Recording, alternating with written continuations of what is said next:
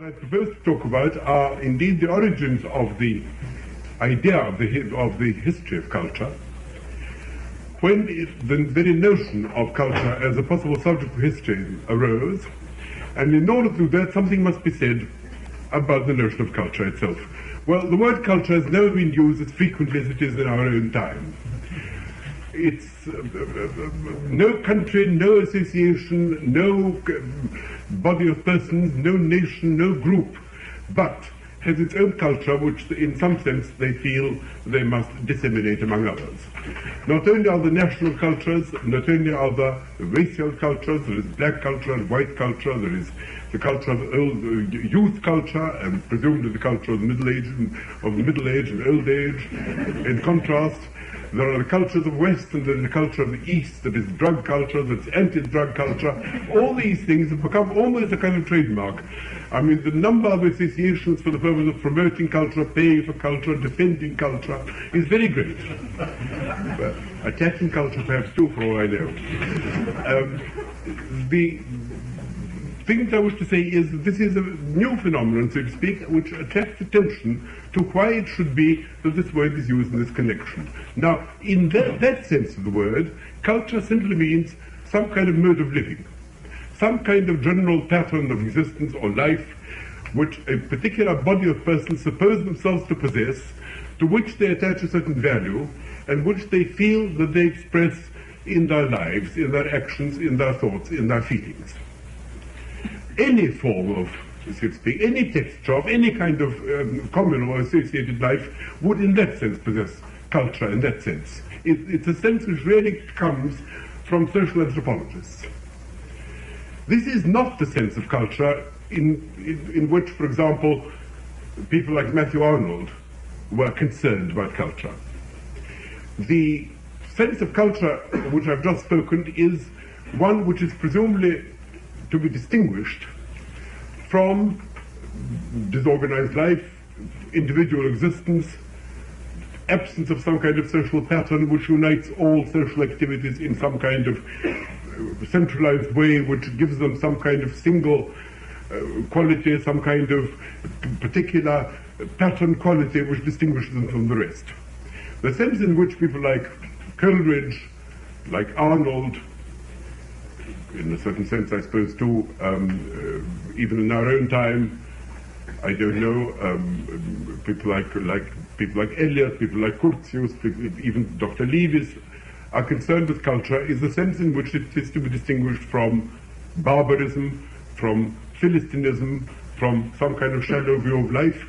Culture, so to speak, as in the sense of haute culture. Culture principally concerned with what might be called the expressions of the spirit in the realm of art, in the realm of thought, perhaps in the realm of sciences as well.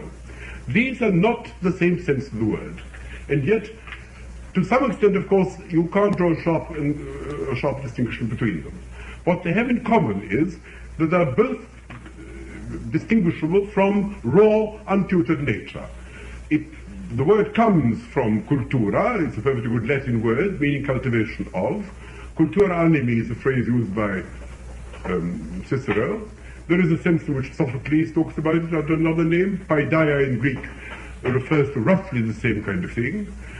It's the sense, what it means is cultivation of some kind of raw material. When Bacon talked about culture as the Georgics of the mind, or Holbach talked about education as agriculture of the mind, these were perhaps not very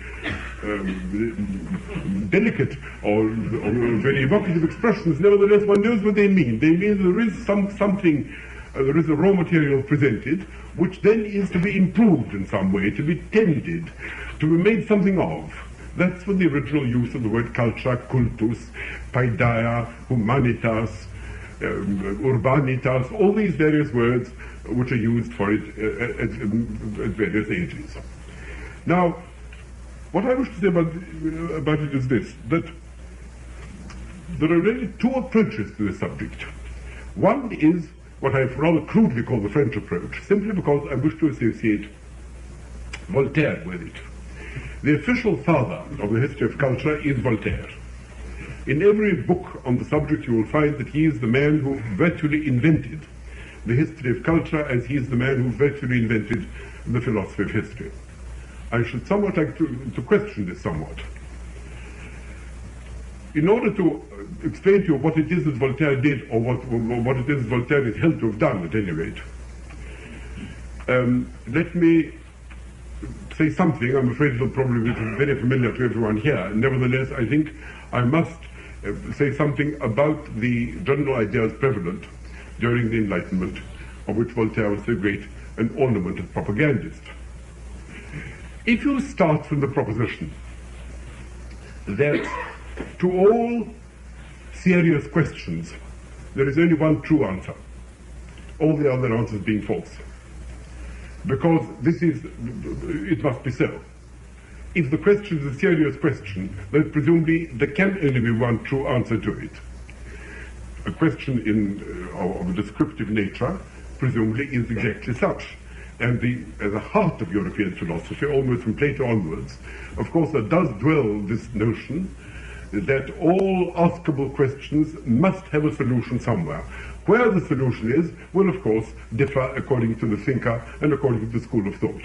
Whether you think the answer is to be found in sacred books, or in the words of a particular school of interpreters, or in the inner vision of the metaphysician, or in some kind of empirical investigation in the laboratory or otherwise, or in the pronouncements of common sense, or whatever it may be, about that there will be differences.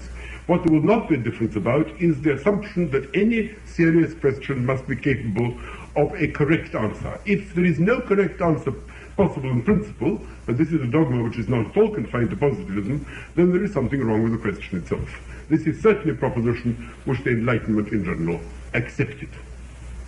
Now, if this is so, this is in line with the general view that nature, if it is properly tortured, properly probed, properly looked at, will supply the answer if the proper technique is adopted. The technique which, of course, the Enlightenment, as we all know, regarded as the most successful technique for the obtaining of answers to all questions, whether factual or normative, is the technique of the natural sciences.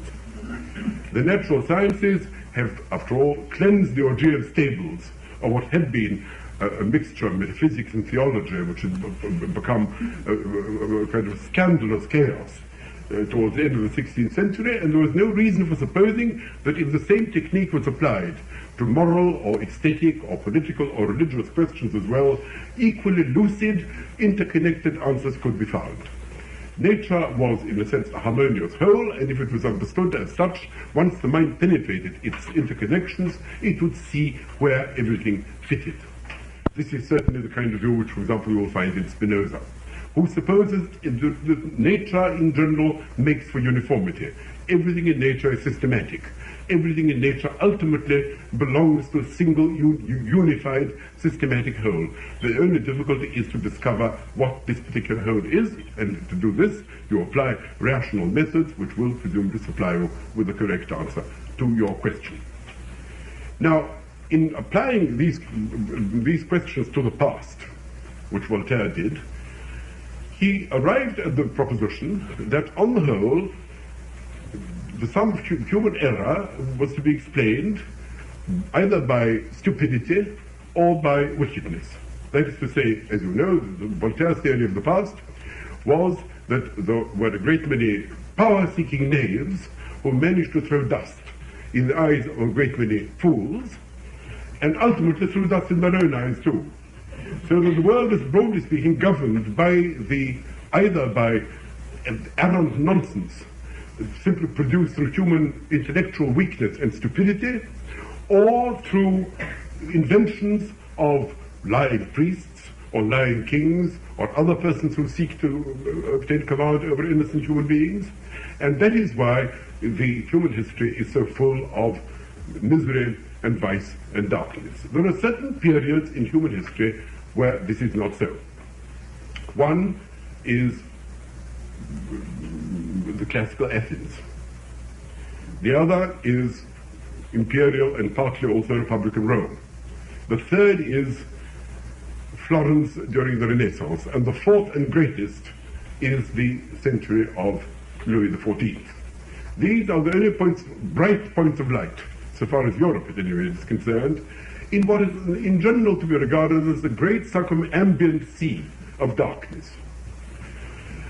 And the important thing is to explain what it is about these particular periods which makes them particularly valuable. When Voltaire set forth, when he began writing his essay sur les mœurs, on which his fame as a historian of culture rests, and indeed when he wrote his famous work on Le siècle de Louis XIV, I mean, about his age into which he himself was born, after all, in which, so to speak, he was not altogether young, even when the great king died. When he set forth to do these things, the general program was to try and illuminate what was so splendid about these ages and to contrast it with the fearful nonsense, the absurdities and the crimes, so to speak, which from which these ages were among the few fortunate escapes on the part of mankind. To say that he had a sense of history would be an exaggeration. Voltaire is quite clear. He says the only things which a historian need do is to write down those things which are likely to be useful for mankind. Now, what is useful for mankind? Either that which makes people sane, which makes people saner, more rational, less liable to fanaticism, to intolerance, to nonsense. That is a good thing. Or that which gives people pleasure, for example, by amusing them or by entertaining them. All the rest is of not the slightest importance. And he says, why should we spend pages and pages on, so to speak, telling the stories of how one barbarian despot followed another barbarian despot? Why should we want to know whether Quincam succeeded Quiccam or Quiccam succeeded Quincam? Why should we spend a great deal of research and a great deal of material of the monks, who are of course among his unfavorite, most least favorite human beings do? Why should we spend both all this zeal and all this energy upon, for example, discovering the precise difference between the reign of Louis the Fat and Louis the Obstinate? That is, roughly speaking, his view of medieval history. It's not very unlike the view of the late Lord Russell, whose history of Western philosophy is also founded upon somewhat similar principles. From the point of view of the reader, it's an extremely gay approach, and does undoubtedly produce quite interesting results. But historically, there is, at least in our enlightened age, something to be regretted about this, and there's something rather quite missing in this particular picture. But that is certainly how Voltaire writes. And he says, we know perfectly well what is true and what is false. We know when these people have produced their absurd inventions. Myths are simply idiotic nonsense which a lot of idiots have managed to contrive to persuade themselves to believe, which no sane man need have believed for a moment. Let me tell you, Voltaire is not the first or the last to have this particular view of history. If you read so sober and so serious and so utterly respect-worthy historian, that's, for example, Polybius, writing in the early 2nd century BC, Polybius will also tell you that the misfortune of mankind was that priests happened to preside over its birth. If only philosophers of a wise and knowing and knowledgeable kind had been present in the birth of mankind when man first began to emerge from the slime, so to speak, instead of a lot of ambitious and mendacious priests, the history of mankind might have been saved all the horrors for which religion is largely responsible. This is exactly what Lucretius believed, what Epicurus believed, it's what a great many persons have believed ever since. It's a belief, the history of mankind is a kind of network, in part misfortune, in part conspiracy, by a lot of wicked persons against, as I say, a lot of gullible ones. Voltaire knows how to establish the facts, particularly cultural facts. For example, he's quite clear that when people say there are shells on tops of mountains, which people have begun to gather and indeed to speculate on in a kind of proto-evolutionary way, he knows that this is false. Because any sensible man knows that shells cannot be found on tops of mountains. And if he is asked why they are found once in half in a half-jocular way, he says, no doubt they fell off the hats of pilgrims who went up there to watch the sunrise. He knows in advance that there cannot have been two kingdoms called Babylon and Assyria in the same tiny Mesopotamian territory. There can't have been two large kingdoms so close together. This is obviously a malicious invention by a lot of conceited priests. He knows a great many facts of this kind. He knows perfectly well, for example, on the other hand, he sees no reason for not supposing that satyrs existed. Or partly goats and partly human beings. He regards that as a perfectly possible form of miscegenation, which has indeed historically stopped, which could occur again at any moment. Well, all of this is said with great seriousness, but the really disappointing thing about Voltaire is that his history of culture, if you actually read the Essays sur les Mœurs, if you actually read Le Siècle de Louis XIV, in spite of the fact that they're extremely gay and very amusing, and particularly amusing, for example, are his biographies, his life of Charles XII of Sweden, his life of Peter the Great of Russia, are really brilliantly well written. I mean, as a storyteller, as a raconteur, he has no equal. Voltaire is a kind of, it's difficult to describe him, he's a kind of half tourist, half moralist throughout this, who picks up all kinds of unconsidered trifles and turns them to all kinds of profit, and is one of the gayest, most delightful, most fascinating storytellers, I think, whom humanity has ever known. I mean, you can call him a journalist if you like, but it's no apotheosis of this particular art. But if you look for actual hard nuggets of what might be called cultural history, you'll be bitterly disappointed.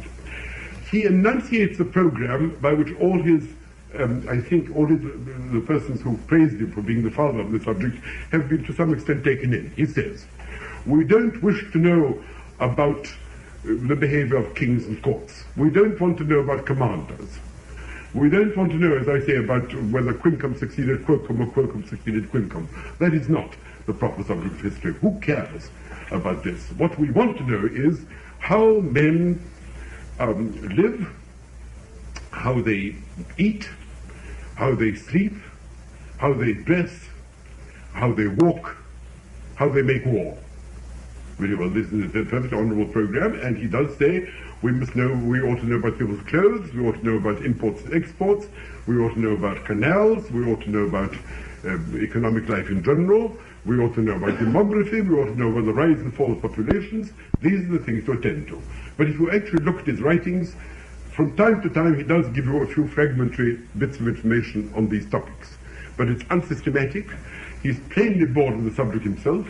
The least amusing parts are the parts where he forces himself into giving a certain amount of official information according to this program, and the whole thing is really an exceedingly pathetic affair. If you compare it, certainly with Montesquieu, but even with some of the writers on this kind of topic in the French 16th century, to which, at the end of these lectures, if anyone still remains here, I propose to come. Now, the point about Voltaire is that his notion of culture is this. There is a perfectly clear criterion for what is good and what is bad. That is what I mean by saying to all true questions there is one correct answer if you have the criterion for obtaining it. If you ask what is worth existing and what is not, what kind of life is worth living and what kind of life is not, what is beautiful and what is ugly, what is good and what is bad, what is noble and what is ignoble, any intelligent person living at the beginning of the 18th century is armed with weapons which can establish this with complete dogmatic certainty. Voltaire knows the answers. And his story of culture, so far as it is a story, is a kind of musée imaginaire, rather in the Malraux sense of the word, of simply stringing together the few bits, so to speak, the few happy moments when humanity came of age, Athens, Rome, Florence, France during the Sun King's reign. You string these together and you say that is when beautiful pictures were painted, beautiful poems were written, splendid works of thought were achieved. These were proud hours in the history of mankind. All the rest is darkness, ignorance, idleness, and shame. Well, quite apart from his judgment, the point is that the criteria for Athens and for Rome are identical with the criteria for Florence and France in the 17th century. There is no sense of continuity, there is no genetic sense, there is no sense of why these things happen as they do. There is no particular attempt, so to speak, to these things are strung out on a string, so to speak, in a perfectly timeless fashion. And you get exactly the same thing then repeated in the 18th century. Voltaire knows what is good and what is bad. He knows, without very much argument, that Dante is bizarre, that Shakespeare is no good, that Milton is no good, that Addison is much better. He knows this. He knows a great many facts of this kind. He knows that Racine and Molière are very good playwrights. And he knows, for example, that the Bible is simply a collection of ghastly stories about a fanatical sect. The consequences of whose acts are to have brought endless miseries upon the heads of mankind. His two most unfavored groups among human beings are the Jews and the Jesuits. And almost every crime that can be imputed to them is imputed by him to them. Well, now, this is, roughly speaking, Voltaire's. I've read this is certainly no greater caricature of Voltaire than his caricatures of other people. But if you look, so that quite apart from the justice of this picture, I think if you look at his writings, you will find it not altogether unjust. But at any rate, this is Voltaire's view, and it is the view of the 18th century writers who followed him. If you look at what Holbach says, if you look at what Helvetius says, if you look at what even the honorable, serious, extremely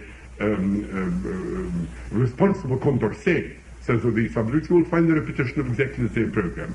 Condorcet's famous esquisse on the progress of the human mind is simply a story of efforts on the part of human beings against most terrible odds to construct a rational picture of nature and themselves by means of a growing progressive natural science, which is with which he more or less identifies the only kind of philosophy worth having. It's an extremely moving work, but he ignores anything which is not a contribution to the gradual growth in rationality of mankind. The arts, religion, attitudes to life in general, everything which, as I say, the word culture in the sense which we use it now, in which it stands practically for any form of collective manifestation of life, so to speak, which people choose to put forward. In that sense, so to speak, culture does not exist for them. And this is a tradition. I've called it the French tradition, rather crudely, because of course there have been important French writers from Guizot onwards who have not accepted this view at all. Nevertheless, it progresses. It goes from Voltaire into the 18th century. From the 18th century, it certainly animated some of the leaders of the French Revolution. From them, it goes through Condorcet to Saint-Simon. From Saint-Simon, it goes to someone like Buckle, for example. His History of Civilization in England is an absolute model of the sort of thing I mean. He says, aesthetic taste varies, moral taste varies, the number of good men and bad men, the number of noble in any age is probably the same. We don't know very much about the motives which moved men in previous ages to the exhibition of a particular kind of aesthetic or moral or religious attitudes they had. And in any case, these things are soon forgotten. What is not forgotten is the only thing which persists forever, and that is invention and discovery. What Archimedes has done stands up. What Newton has done stands up. What others have done, I mean, the moralists of the past world, what Aristotle's view of ethics or Pascal's views of ethics, this will pass. This is of no great interest. These are simply the subjective views of people, no doubt, with great sensibility and imagination, but ultimately some kind of private lucubration on the part of individuals which have no positive basis, there is no means, so to speak, of establishing any kind of irrefragable truth in these matters. These are ultimately simply expressions of some kind of emotional attitude, and therefore will winnow away, will blow away, together with the circumstances which made them seem plausible when they did.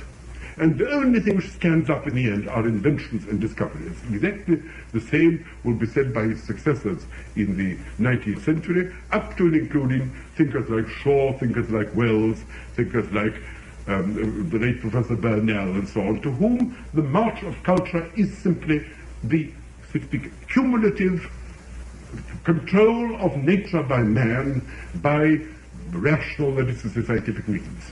Now, there is nothing to be said against that as an attitude, but it is one which is, so to speak, in some sense, eliminates the whole dimension, so to speak, of what might be called historical mindedness.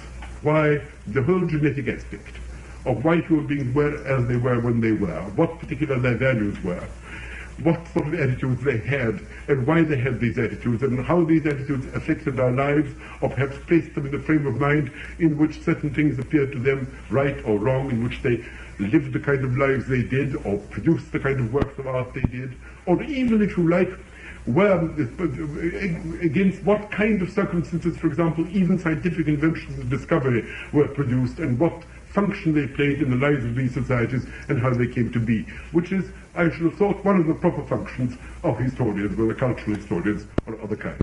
Anyhow, that is a tradition.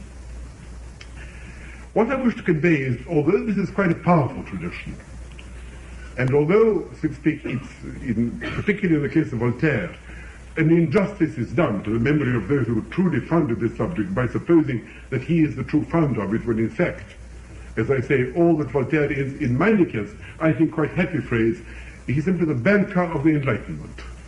By which what he means is, he's the man who accumulates everything which is valuable from the point of view of the Enlightenment, assuming that the standards of the Enlightenment are eternal standards, and are quite incapable of altering, assuming that it really is possible to establish what is right, what is good, what is beautiful, what is ugly, what is worth preserving, worth commemorating, worth discussing, and what is not. Even Montesquieu, who is regarded as the father of relativism, and who is supposed, in contrast with dogmatic positivists like Voltaire, to have been sensitive to the differences of culture, to the differences between how things are done in Persia as against the way in which things are done in Paris, to the differences, so to speak, of institutions and outlooks under the influence of perhaps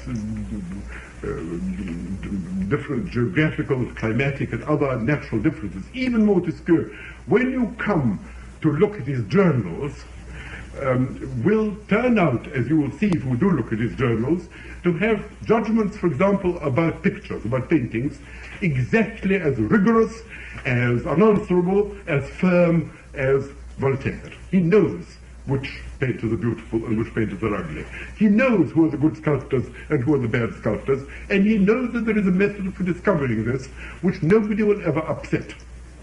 Just as he knows that this is so in the case of mathematics, just as he knows this is so in the case of law, so he knows this is in the case of aesthetics as well. Now, the proposition I wish to make at this point is that if you come to the eminent cultural historians of the 19th century, who after all gave this subject such its good name, such a good name as it possesses. If we look at Burckhardt, for example, with his famous book on the history of civilization in Italy during the Renaissance.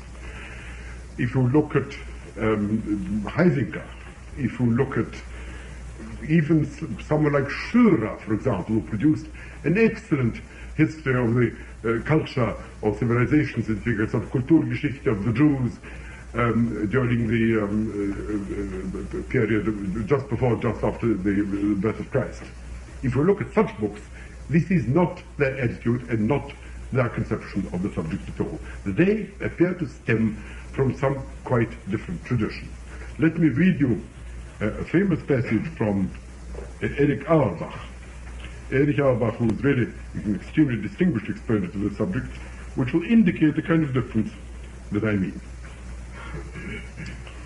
When people realize that epochs and societies are not to be judged in terms of a pattern concept of what is desirable absolutely, but rather in every case in terms of their own premises, when people reckon among such premises not only natural factors like climate and soil, but also the intellectual and historical factors, when, in other words, they come to develop a sense of historical dynamics, of the incomparability of historical phenomena, so that each epoch appears as a whole, whose character is reflected in each of its manifestations, when finally they accept the conviction that the meaning of events cannot be grasped in abstract and general forms of cognition, and that the material needed to understand it must not be sought in the upper strata of society and in major political events, but also in art, economy, material and intellectual culture, in the depths of the workaday world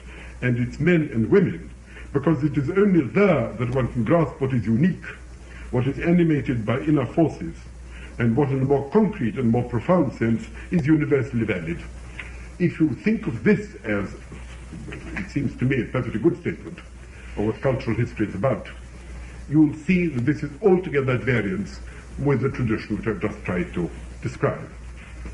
And the question is, where does this stem from? Well, if you take the greatest exponent of it in the 19th century, if you take, for example,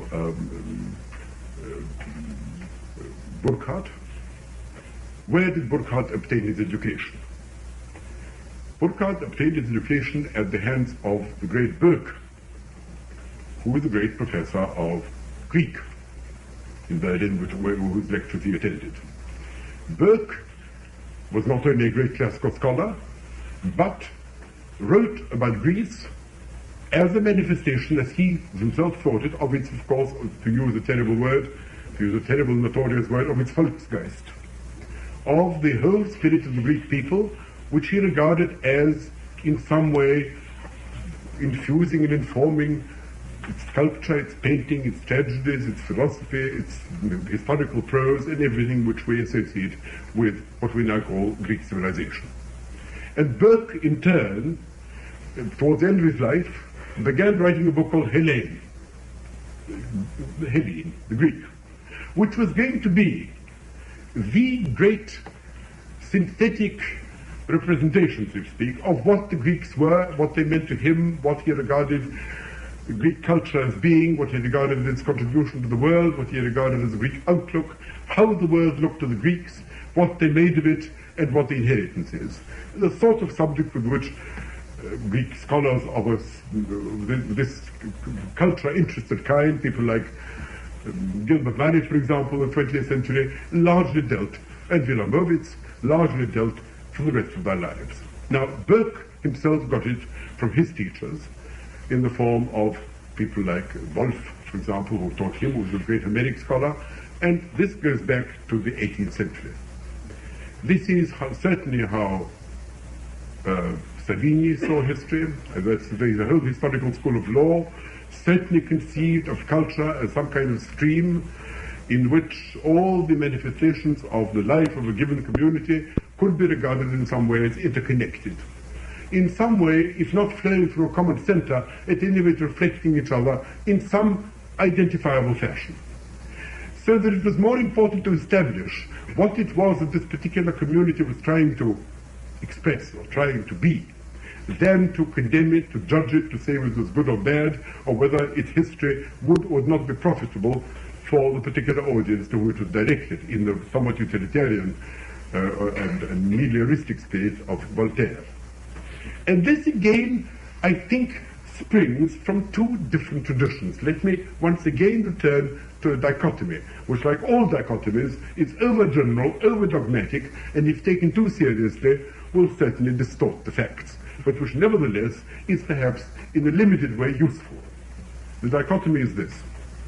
There is, so to speak, if we take simply the realm of aesthetic theory, there is aesthetic theory as, for example, was practiced by the aesthetic theorists in France in the 17th and 18th centuries, and in the first, some of them, in the 19th century as well, whereby the idea of a work of art, or indeed any product of a human being, that's to say of thought or art or anything else that human beings put forward as something which they regard as worthy of survival, something which they put their personality into in some way, the creative force, which regards these works of art as in some sense an object of which the maker is, as it were, the purveyor, so that the value lies in the work itself, in the book of history, in the statue, in the symphony itself, where the, so to speak, identity and character of the artist or the creator, the historian, the maker,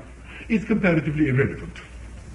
And why you simply don't ask any questions about him at all. It's impertinent to ask whether the creator wrote it in order to make money, or wrote it in order to spite some other creator, or wrote it really out of some kind of idealistic motive.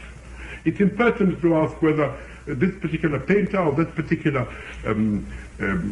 composer was also a good father, or was a patriot, or was an atheist, or whatever it might be. This is irrelevant.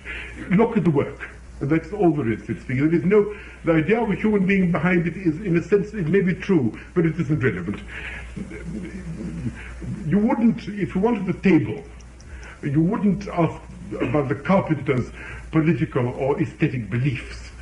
You would simply judge the table by whether it would function properly as a table. Well, a symphony is no different. It's what the public wants. If it's beautiful, it will sell well, and Mozart and Haydn will make money. If it is not beautiful, it will sell less well. The ultimate judges are, of course, the clients, the people for whose benefit it is made. The business of the artist is to create the best work of art possible. The business of the goldsmith is to make the best golden box which he can make. That is one view of art, and this is the view which certainly the aesthetic theorists, for example, of the 18th century, broadly speaking, agreed about. I mean, they disagreed about the role of reason versus emotion, or reason versus sense, or whether you imitated nature, or on the contrary, whether by some kind of leaps of genius you were allowed to make something over and above nature, something independent, and so on. There were a great many conflicts between the aestheticians of the 18th century, which are still quite interesting. Above all, between people like Diderot and Rousseau and so on. But what are all agreed about in that sense is that the artifact is an artifact, the object is an object, and a culture is to be judged as Voltaire judged it. Is what is said true? Is what has been made beautiful? Is the thing good or bad, so to speak? Does it arouse these emotions in me, or does it not? Then there is the other approach, which is the view that the artist fundamentally is not a purveyor, but a voice speaking. And the business of the artist, what the artist seeks to do, and not only the artist, but man in general seeks to do, is to communicate. And if what a man seeks to do is to communicate, then, of course, the success or failure of what he's doing is whether he's understood. And works of art, in some sense, are attempts to convey something to someone. And therefore, in a sense, are a form of communication between human beings, as Tolstoy was later to call it. And this is a very different view, and springs from very different soil. The soil that springs from is really not French soil at all, but German soil. And this brings me to the, so to speak, contrast with Voltaire, which I wish to draw, and that is the German thinker and literary critic and historian Gottfried Herder, who is the exact, so to speak, antithesis to the Voltaire, at any rate, in the way in which I try to depict him. He is, I suppose, in some sense, the biggest influence upon the notion of the history of culture, even at the present day. Let me say something about him. But before I say anything about him, may I say something about the general, what might be called political and up to the point social economic conditions of the Germany of which he was a member, because it isn't entirely irrelevant. There is no doubt that Herder represents the highest and most eloquent and most influential moment of rebellion against the formal Enlightenment ideal in the 18th century, so to speak, that occurred in European history, and which ultimately led to a civil war in the 19th century, and the 20th too, which has not yet been won by either side. The battle continues, and continues in the most fascinating and remarkable fashion. If you say why, what about Herder, how did this arise, so to speak?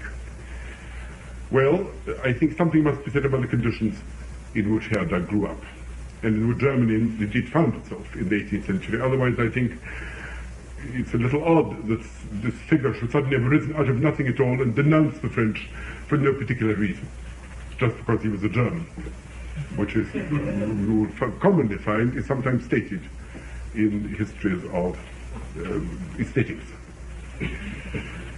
I'm no historian, and therefore what I'm about to say, I say with a great deal of diffidence. And if I'm mistaken about this, or indeed about anything else, I expect I shall be questioned very properly and shown up perhaps during the discussion, which is to follow this lecture. But let me begin as follows. There are certain peculiarities about German history during this period which I think have to be noted. The first and perhaps the most controversial statement I have to make is that Germany really, in a certain sense, did not have a renaissance in any true sense of the word. And this made a difference to its whole national consciousness, if you believe such a thing. If you took a journey in Europe, for example, from, let us say, Bordeaux to, let us say, anywhere you wish to the east, to Warsaw, in, say, the year 1500, I think you would have found that the general cultural conditions of various parts of Europe were not enormously different from each other. And say, culturally, there wasn't a sharp break of any kind. What you found in, let us say, southern France, or indeed in eastern France as well, and what you found in the corresponding parts of, let us say, Bavaria and so on, was not all that different. They were inferior in certain respects to the magnificent relics of the Italian Renaissance by that time. The Italian Renaissance was then in its full height. But, of course, in Germany had Dürer, and in Germany had Holbein, and Germany had Grünewald, it had splendid scholars, it had Reuchlin, it had a great many other people whose scholarship and whose imagination were second to none. It was one of the most civilized parts of Europe and vied successfully with even the great Italian scene. If you undertook the same journey, say in 1600, I think we would find a very different scene. Italy, of course, had by this time, in some ways, culturally, if not gone down in the world, altered somewhat. Painting, for example, perhaps was not quite at the great original height which it was during the High Renaissance. But, of course, I mean, the Italian natural science and Italian writing was still at a very great height, and anyone who was civilized at all traveled in Italy. Spain was going through one of its great creative literary periods, in fact its highest and unmatched literary period with Calderon, with Cervantes, and everyone else. England was during its Elizabethan age. The Low Countries were producing painting of unexampled splendor, and were beginning to, at any rate, after Van Eyck, and would no doubt continue to do so until the late 17th century. Even Sweden was beginning to stir. If you, however,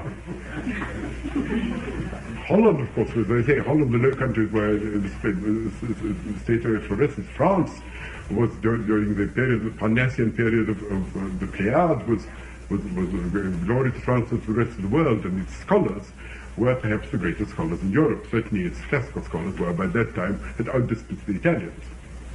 If, however, you went to Germany, you would find a somewhat different picture. If I ask you to mention one great Kulturträger, one great contributor to culture, if you like, among the Germans, it would be not impossible. Somebody could say Kepler, but Kepler was an obscure astrologer who ultimately died of hunger in Bavaria somewhere, and was not very well known in his lifetime.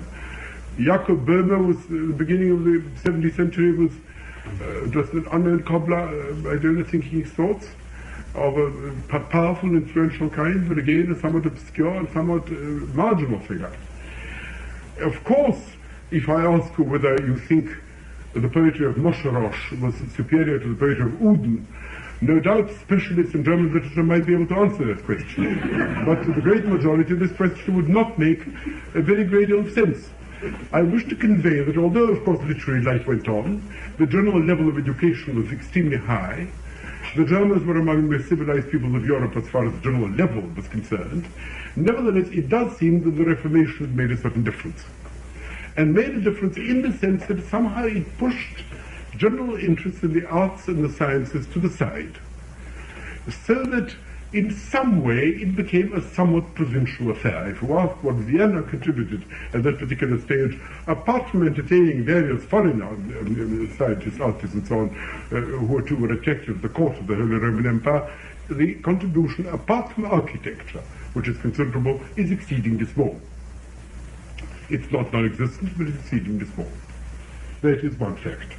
And ever since then, there has been a certain, I won't say resentment, but a certain feeling, so to speak, on the part of German land, certainly until the late 17th century, or at least the third decade of the 17th century, when Leibniz restored its intellectual fortunes. And after that, of course, the 18th century was a period of great efflorescence in Germany as well. Until then, it remained a somewhat forgotten part of Europe, although the 30 Years' War didn't exactly improve the situation.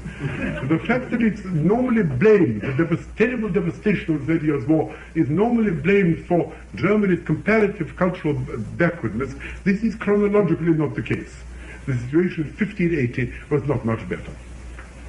That is fact number one.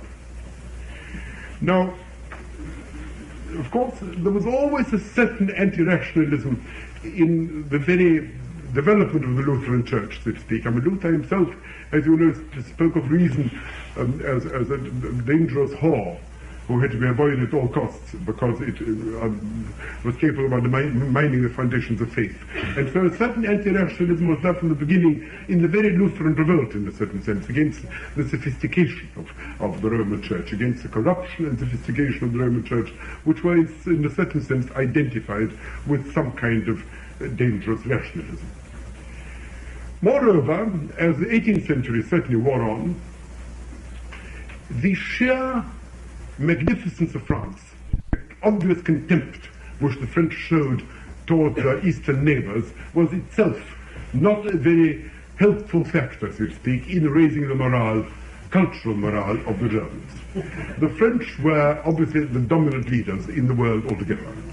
They were certainly militarily the most powerful, their literature was dominant in the world, so were their arts, science and philosophy were at the height in France during the reign of Louis XIV and after, so to speak, and there was no doubt that they looked upon the Germans as a collection of fairly dim provincials. Nobody could be expected, to speak, to receive this entirely well. And the fact that there should have been a certain accumulated resentment against this, a sort of backlash against this particular attitude, was absolutely inevitable. And therefore there began to grow up in Germany a certain, so to speak, what might be called an attitude which always does occur in the case of persons who are in some way humiliated or insulted. One of two things happens, or one of three things perhaps. Some begin imitating the successful power in the hope of reaching some such level themselves, but not very successfully, and this then becomes a rather feeble, rather unsuccessful form of aping, or parroting, so to speak, which earns more contempt than it does admiration. Others, on the other hand, retreat into themselves, take up a kind of wounded attitude of those who say, let them vaunt their qualities. The French, no doubt, have magnificent reputation in the visual arts, in the musical arts, in the art of warfare, in the art of politics, and all these things. What do these things matter? These are mere dross. These things are mere material achievements. They are mere superficial achievements when all that matters is the inner life of man. In the inner life of man, the attitude of man to the relationship of man to God, the relationship of man's immortal soul to its ultimate salvation, this is what matters. The rest is, in a sense, totally immaterial. Let these bewigged aristocrats crack their jokes and their worthless salons. Let these smooth abbés go on with their little handbooks of aesthetics. This has nothing to do with the true life of mankind, which is within, and which, so to speak, we alone, so to speak, because we've been protected against Satan in this particular respect, because we've been saved by the Reformation, because we have not been subjected to the temptation of this fearful cheapening of the human spirit. This is where this is truly preserved. This might be called a very natural and perhaps perfectly intelligible and rather sympathetic, but nevertheless blatant form of sour grapes. And this is a very normal reaction on the part of those who've been left out, who then say, what have they got that we haven't got?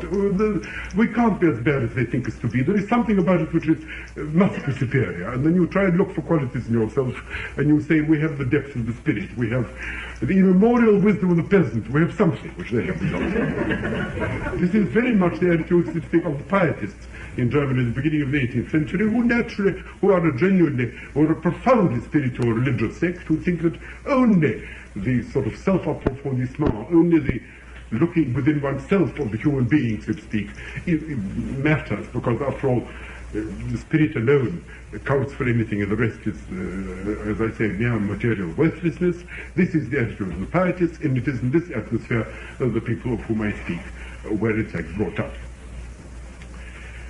This is added to by the fact that Frederick the Great, who was the master of the most successful German kingdom, namely Prussia, displayed open contempt for everything that was German, spoke French deliberately, and imported a large number of French officials to organize and improve and modernize, that is to say, oppress, humiliate and insult his German subjects. At least that is how they saw it. And they saw it most in the most backward part of his kingdom, namely East Prussia, Königsberg, countries of that sort, where the importation of these arrogant French officials inflicted the deepest possible social and personal wounds. And this is really where the turbulent revolt began, there and in Switzerland. It's true that in other countries the doctrines of the Enlightenment, the doctrines, so to speak, were not entirely well received. In England already a certain amount of stirring had begun against the Voltairean thesis that the primitive and the barbarous were not worth investigating. People like, I suppose, people like Blackwell, Blackwell's investigation of Homeric poems had registered a certain amount of effect.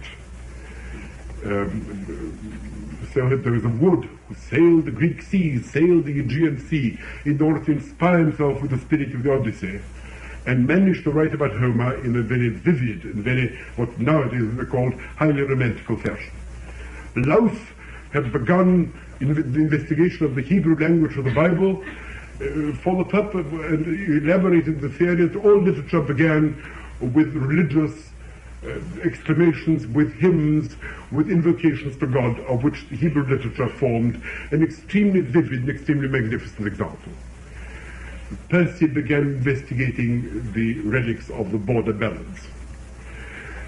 Ossian was a typical phenomenon of a forged Celtic poem, so to speak, which went back, so to speak, to the non-Roman, non-classical beginnings of the alleged Celts in England. And there were other phenomena. Mallet had written a history of Denmark, in which he celebrated the great Viking remains, the sort of the ancient Scandinavian literature, as against the officially approved of literature of Greece and of Rome and so forth. So this had begun, but it had not yet swelled into anything which might be called an actual wave of propaganda of any kind. But it began as a kind of faint reaction, mild reaction, against the dominant 18th century French attitude that only what Voltaire and the Abbé Dubos and the Abbé Batteux and the great mandarins of taste in Paris thought good was good. In Germany, in Switzerland, people like von Muralt and after him Bodmer began to praise exactly what Voltaire so much detested. Von Muralt thought that English literature was superior to the French, which in 1715 was certainly a very heretical thing to say. He thought Shakespeare a magnificent dramatist. This was an original remark for its age. He celebrated Shakespeare, he celebrated Homer, and he celebrated Milton. This was a direct challenge to what might be called the taste of the Enlightenment. Bodmer began investigation also into the German verse, unearthed Nibelungs, unearthed Parsifal, began the whole tradition of trying to revive the ancient Teutonic epics and so forth, which then became an immense industry. And he began celebrating the wild Swiss beginnings of this unconquered territory, not ruled over by some smooth tyrant like Louis XIV, but able in each of its little free communes to develop a free and aggressive spirit of wild liberty, which was far more vivid, far more magnificent, and far more creative and imaginative than the smooth platitudes practiced in the drawing rooms and the court of Paris. This really begins in Switzerland. And at the opposite end, in Königsberg, exactly the same movement begins. With not so much, up to a point, even to some extent with Kant, although I don't wish to bring him into the story at this moment. But certainly, in the case of people like Hamann and his contemporaries, there began a half-religious, half-aesthetic revolt against the French Enlightenment, against its generalizing tendencies, against its opposition that science replied to all our questions, that the life of man could be illuminated by large scientific generalizations and not by some kind of direct inspection of the human character and human activities on the part of people who truly understood other human beings. The key to human understanding is not through physics, said Hamann, but through language. Through language we understand books, and in books voices speak to us. God speaks to us through the Bible, and other human beings speak to us through their books. And by understanding their language we understand what it is they say, and we penetrate into their souls as friends penetrate, not as analysts do. In other words, the proper way of understanding life is to understand other human beings. And to understand other human beings, you need the gifts of some kind of artistic empathy.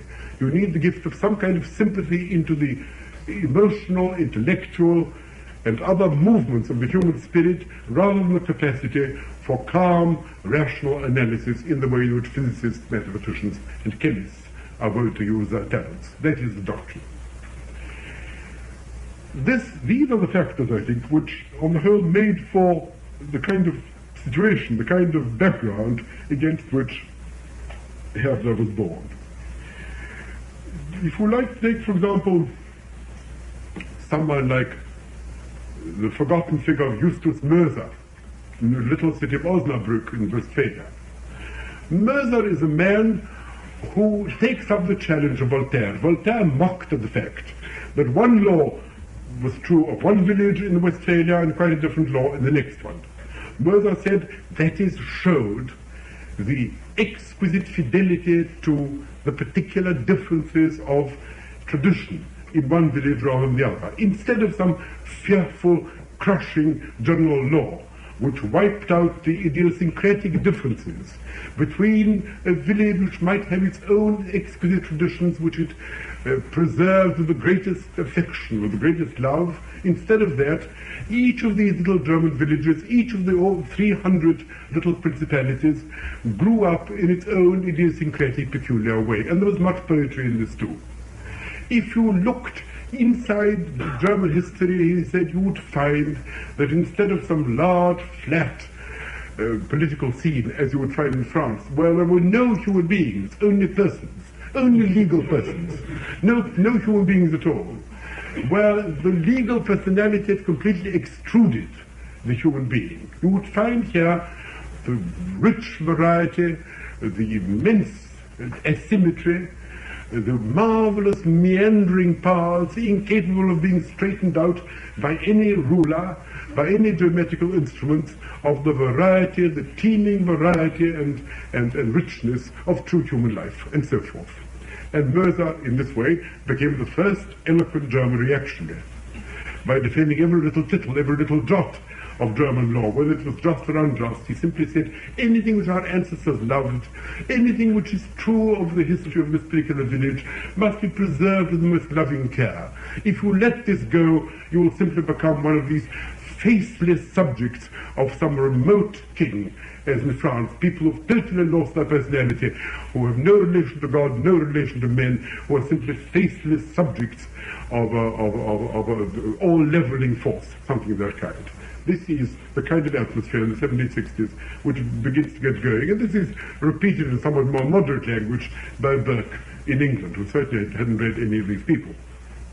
Now, Herder was brought up in this atmosphere, and I think was a man who genuinely started from the proposition that art, in which he was interested, but particularly language, and particularly poetry, was in some sense a voice speaking. And because it was the voice speaking, what you needed were not the particular gifts which were needed, for example, by a genuine scientist, namely the capacity to generalize, the capacity to create abstract models for the purpose of comparing the jagged, uneven surface of life against these idealized models.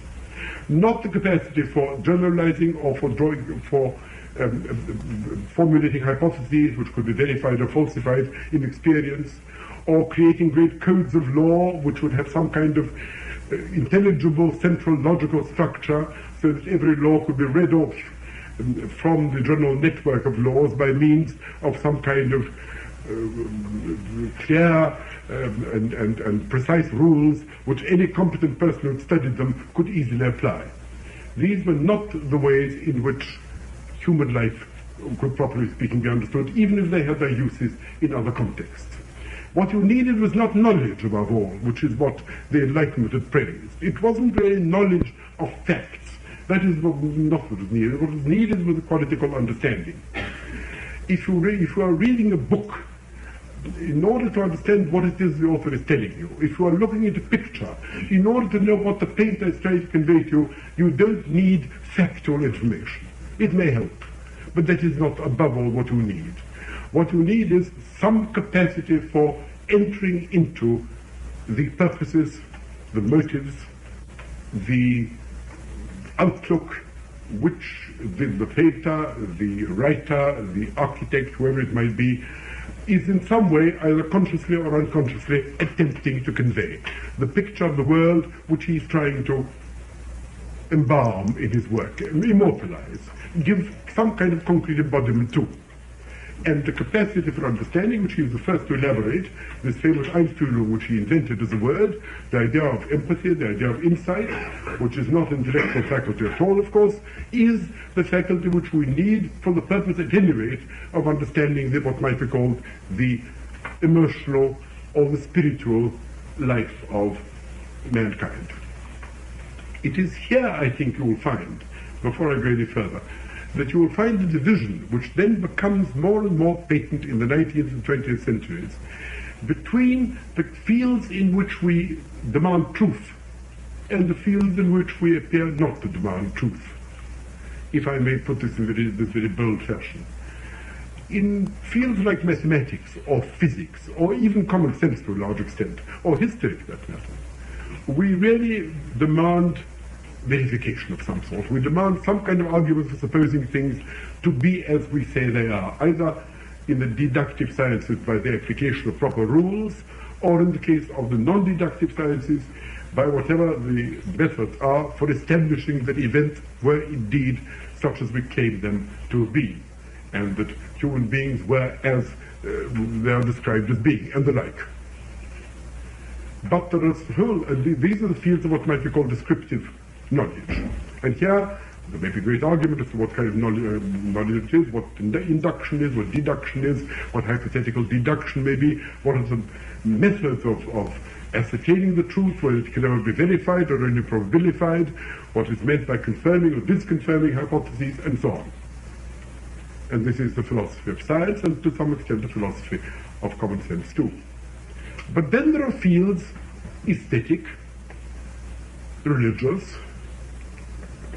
moral to some extent, political, what is nowadays called ideology, in a general way, not used perhaps as Marx used the word, but what we normally mean by ideological, where the demand is not, except on the part of fanatical followers of parties, for demonstrable truth, where the whole sermon about toleration works. You say, we really must be able to tolerate a great many opinions. One mustn't burn people alive because they hold religious views or ethical views or aesthetic views different from your own. Now, Auguste Comte said, in the 19th century, outraged by this I may say, said, if we do not allow free thought in mathematics and in logic, why on earth should we allow it in politics and ethics? Which was a very proper, challenging question. It is true that on the whole, we don't like schoolmasters who, perhaps without giving adequate reason, which we don't think they will be able to give, teach boys and girls that twice 2 sometimes make 4 and sometimes 7.5. We don't want to have physicists who produce what we regard as absurd statements in physics, which contradict the established conclusions of the sciences established by the methods which are regarded as reputable by people who practice these subjects and so on. But there are certain realms in which we do demand tolerance. And we demand tolerance to a large extent because whatever the quality is that we're looking for, it isn't quite truth in the sense in which we demand it in these other more positive fields. What it is to be called, I don't know, acceptability, plausibility. We speak of ideologies as being profound or shallow. We speak of them as being wide or narrow. We speak of them as being convincing or unconvincing. All kinds of words are used. But we don't eliminate what might be called, or don't we, in liberal societies at least, it's regarded as proper not to persecute differences of view in these particular fields because it is regarded as proper and indeed perhaps even as desirable, even as better than not, even as a very good thing. And there should be a variety of views, there should be a wide spectrum, there should be a lively interchange and lively argument in this great field without very much hope that a consensus, a permanent consensus, in the way in which in certain scientific subjects, about fundamentals at least, it can be said to have been obtained, at least for periods, without the hope that such a consensus will in our day be possible. And this division between what might be called the field of the descriptive sciences proper, or the mathematical sciences too, I mean, let's say both the deductive and the inductive sciences, to give it a general name on the one hand, and what might be called the vaguer, more confused ideological field with its much more blurred outlines, with its far more, so to speak, with emotion and what might be called cosmic attitudes, things like optimism and pessimism, general attitudes to the world entering much more deeply. This particular division, I think, enters into thought, human thought, just about as well. At about this time, in the second third of the 18th century. And it is upon this that Herder built his entire notion of culture, the history of culture, and what specialists in this subject ought to be concerned with. The 3 fundamental approaches, the 3 fundamental questions to which he addressed himself, and which I don't think I can develop in this lecture, but hope to do in the next part, are these. Now, the first was his belief, 4 perhaps rather than 3. The first was his belief that man was one and not compartmentalized, and therefore anything that a human being did, he did with the whole of his character and nature, and therefore his entire activities could be regarded as in some way interrelated. What a man's life as a man will have some relevance to his painting as a painter, to his politics as a politician, to his sailing of the sea as a sailor, to his construction of a building as an architect. And therefore, that is proposition number 1. And therefore, since human beings are in fact single natures, the division of human beings into specialization, for example, division of labor. Every time that a man says, speaking as a father, I say this, but speaking as a citizen, I say that. Speaking as a poet, of course, I approve, although speaking perhaps as a Catholic, I'm not sure. This kind of talk is some kind of self-falsification, some sort of self-mutilation. There isn't such a thing as speaking as. You are what you are, and what you believe, you must believe, and you must defend with the whole of your nature. The idea that in some way you have a duty to speak with one voice as a member of this or that profession, what is nowadays called role-playing, and with another voice as being something else, is some form of dehumanization, of atomization of yourself as a personality, and so forth. That's proposition number one.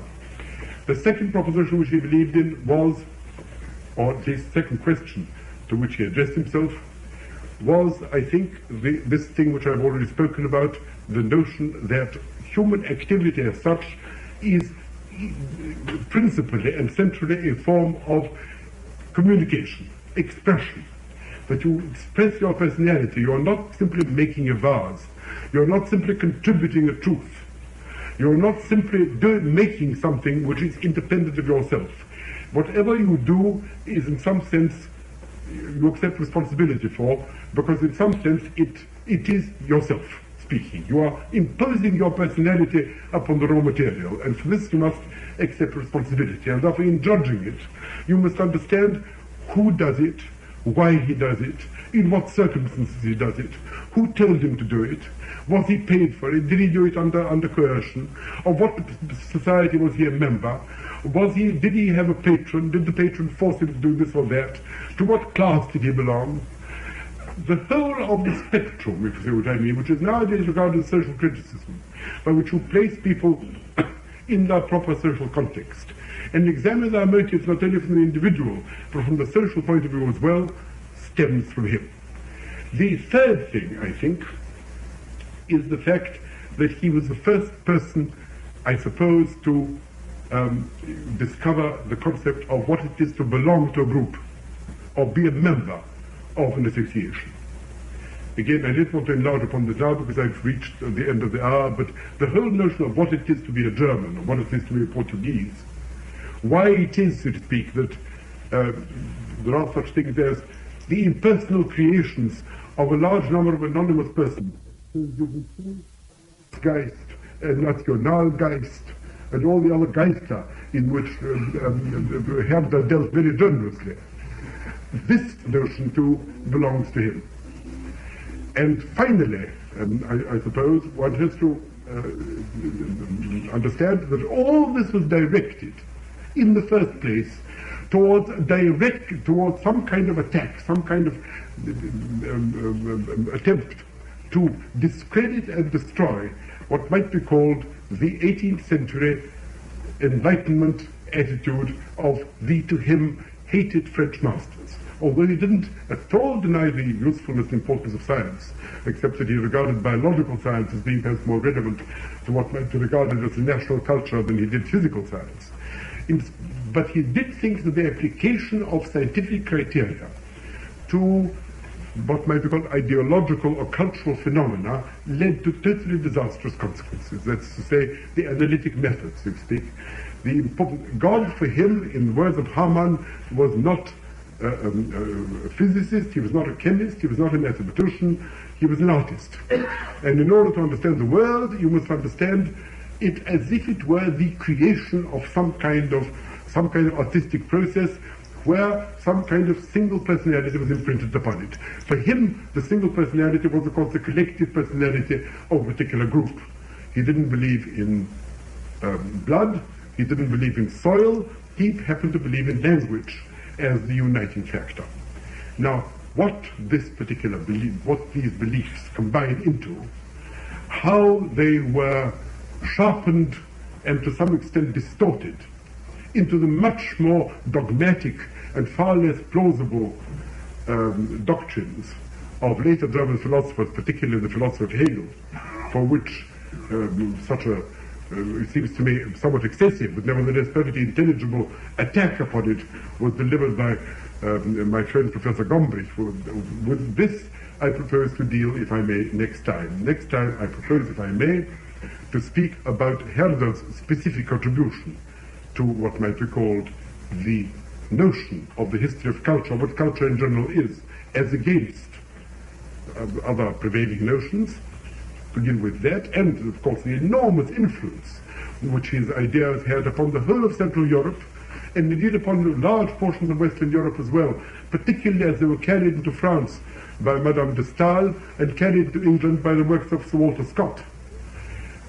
This I should like to talk about, and then move on to Herder's predecessors in the 17th century, in particular, of course, Giambattista Vico. And in the third lecture, I propose to talk about the roots of Vico himself in extremely, the very improbable discussions of almost entirely politically motivated French grammarians and jurists. I began to speak about Herder's attitude to, in particular, three problems, namely the notion of belonging, the whole question of, as it were, the unity of man, the notion of commitment, which is very, very strong in Herder, and therefore his general conception of cultures. On the notion of belonging, he was, I suppose, the first European thinker to enunciate altogether what it is that he meant by saying that man was social. The proposition that man was by nature social is an ancient truth or platitude, which certainly goes back to Aristotle, which is spoken by Aristotle, it's spoken by St. Thomas, it's to be found in the works of many Renaissance thinkers, in Hobbes, in Locke, and almost every thinker who's ever spoken about society. But Herder gave it a particularly rich and concrete content, which made the other statements about it seem somewhat thin and formula-like. For Herder, the notion of belonging consisted in the fact that the craving to belong to an association was just as basic a human desire as the desire for eating, drinking, procreation, or any other fundamental human need. He believed that every human being possessed this desire, and that to take it away from a man, in some sense, dehumanized him and deprived him. He passionately protested against the notion that society had to be conceived of as, in some sense, being formed by almost a species of mutual agreement between men originally isolated. Even as a heuristic device, this appeared to him to be a distortion of the facts. Men, as we find them, we find men initially and basically already in society. And the links which unite human beings are intrinsic to them. And the particular link which unites them, of course, for him, is not blood, not soil, but language. Let me read you some quotations from Herder about what he says about language, and you will see the particular fashion in which he puts it. Which I think is somewhat different from the way in which anyone else has ever put it. Has the nation anything more precious than the language of its fathers? In it dwell its entire world of tradition, history, religion, principles of existence, its whole heart and soul. In the works of the imagination and feeling, in the works which are expressed by a nation's language and words, the entire soul of a nation reveals itself most clearly. This is a doctrine which afterwards people like Sismondi and Michelet and Mazzini developed into an entire theory of nationalism. But in Herder, it's not a nationalistic theory yet. The theory is simply that if you wish to understand human beings, you must understand the movements of their soul. The movement of their soul can only be understood in terms of the particular symbolism which they use for the purpose of expressing what they have to say. For him, language and what is expressed are identical. It isn't the case that we have thoughts and feelings which are in some sense non-symbolic in character. When we think in symbols.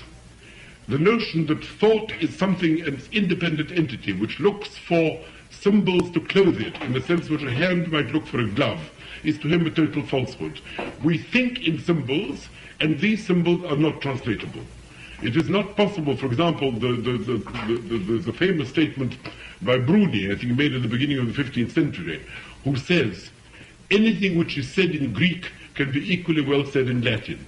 This to Herder appeared to be a total falsification of experience. Every sentiment had its natural mode of expression. Any attempt to translate one language into another meant the transposition of one form of human experience into another. Something inevitably was lost.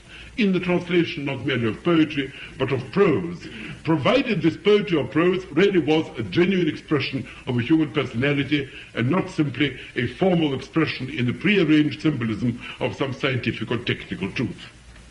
The difficulty about understanding history or understanding society for him was the difficulty of understanding the use of symbols by persons who were brought up in a society different from our own. Let me read you a passage on this. How unspeakably difficult it is to convey the particular quality of an individual human being, and how impossible it is to say precisely what distinguishes an individual, his way of feeling and living. How different and how individual, anders und eigen, everything becomes once his eyes see it, once his soul grasps, his heart feels it. How much depth there is in the character of a single people, which no matter how often observed and gazed at with curiosity and wonder, nevertheless escapes the word which attempts to capture it. And even with the word to catch it, is seldom so recognizable as to be universally understood and felt. If this is so, what happens when one tries to master an entire ocean of peoples, an entire ocean of times, cultures, countries, with one glance, one sentiment, by means of one single word? Words pale shadow play. An entire living picture of ways of life or habits, of wants, of characteristics of land and sky, must be added or provided for in advance. One must start by feeling sympathy with a nation if one is to feel a single one of its inclinations or acts, or all of them together. In other words, for him, nations and individuals are in some sense analogous. Both, in some sense, are what later became called organic entities, although he's very careful not to use this particular metaphor in any sense in which it could be said to be abused. The literal sense of national spirit or a nation as some kind of super-individual or supra-individual entity which in some way determines the behavior of its constituents, the sense of a nation which is there whether or not any given member of it exists or not, that metaphysical sense is absent from Herder. He remains rigidly and uncompromisingly empirical in that regard. But the heart of the doctrine is that in order to understand, you must understand the play of symbolism on the part of a voice speaking. And this is as true of cultures as it is of individuals. And as I tried to say last time, for Herder, every culture possesses its own shape, its own quality, its own tone, its own particular structure. And they're all pleasing to him. There is no Favoritvolk. There is no favorite nation. There is no hint of any particular nationalism in Herder. And above all, of course, he hates the state. He hates anything at all which appears to him to cramp individuality, to cramp the cultural expression of a group of human beings, anything which in any way is an obstacle to the creative process. He delights in trying to convey the individual quality of Greeks, Phoenicians, Persians, Georgians, Aztec Indians, East Indians, Danes, Jews, Portuguese, anyone who comes under his gaze. Whether he does it correct or incorrect, it doesn't matter very much. The amount of information at his disposal in the second third of the 18th century was not enormous, and therefore he makes at least as many mistakes about the actual nations which he describes as, for example, his predecessor Montesquieu. But unlike Montesquieu, he takes a peculiar delight in trying to express the individuality of each of these cultures without in particular even comparing them. Simply congratulates them for being what they are. And believes quite sincerely that in this great garden of flowers there is absolutely no need for conflict between any of them, that they can all grow together perfectly peacefully and each enrich the general human civilization of which they are members. The central doctrine is of course expressed when he says that every culture has its own Schwerpunkt, its own center of gravity. And every people has its own particular goal, its own particular form of happiness, and that these cannot be compared. And because he says this, certain conclusions follow which were certainly unusual for his time and age, and certainly contradicted the entire ideal of the Enlightenment. Namely, that if it is really true that every culture seeks to realize itself in its own peculiar direction, and is entitled so to do being what it is. Then to ask whether, for example, there is, for any kind of general standards of value between them, for any kind of criterion in terms of which their excellences can be compared, becomes intrinsically and logically absurd. How can one ask whether, for example, Greek sculpture is or is not superior to, let us say, Indian sculpture? How can one ask whether Roman law is or is not superior to the law of some other nations? Each of them expresses the peculiar individuality of the particular culture to which it belongs, and they're all incommensurable. And he does flatly lay down the proposition that the happiness of one people cannot be compared with the happiness of another. So there is no way of comparing the excellence of one culture with the excellence of the other. Now, if you are going to take up the point of view, the general point of view of the French Enlightenment, particularly in the 18th century, whereby there is undoubtedly some kind of progress can be recorded, that men start in a condition of barbarism and gradually move through seas of superstition and darkness towards the gradual realization, so to speak, of the truth, of knowledge, of the organization of their life under sane and rational principles, the destruction of barbarism, the triumph of reason and good sense. If we believe that, then presumably there must be some kind of criterion in terms of these things can be measured. This is to have an errant heresy, and he denies it. And for that reason, you first get in him the notion of the incommensurability of the values of different cultures. And if these are incommensurable, then presumably there is no single condition of which you can say this is the perfect human condition if only man could arrive at it. And this, of course, does flatly contradict the fundamental, central ideal of the Enlightenment, according to which, even if we cannot reach it, it must at any rate be in principle be possible to formulate a kind of existence in which all human virtues reach perfection and all these virtues harmonize with each other, simply on the simple principle that since to all questions there must be one true answer and one true answer only, and since no true proposition can be incompatible or certainly cannot contradict any other true proposition, the accumulation of situations described by all these true propositions must in fact constitute human perfection. This is the proposition which, if Herder is right, is a logical incoherence, cannot be true. And to this extent, what he says is not compatible or reconcilable with the central ideal of the Enlightenment. And although Herder believed in science, although he accepted a great deal, certainly, of what French scientists had done in this sphere, although he regards with great benevolence and toleration all kinds of doctrines from all kinds of quarters, nevertheless, this particular difference remains. This gulf remains between them. And, of course, profoundly affected future notions of what a culture is. That is to say, he was the first person who is really responsible for the notion of the coexistence or the simultaneous existence of a number of forms of life, each of which had to be judged in its own internal terms, which could not be compared, and which were, so to speak, which were misrepresented if judged by criteria drawn from some other culture, not drawn from within that culture itself. For that, I think Herder, at least for popularizing this idea, Herder is certainly ultimately responsible. Now, the center of this doctrine is, of course, you must be yourself. Don't live on others. Herder's perpetual doctrine is don't be a parasite even upon your own past. Because you are a German, do not worship the memory of Arminius. Do not try to be like Siegfried. Do not try and revive the marvelous heroism of the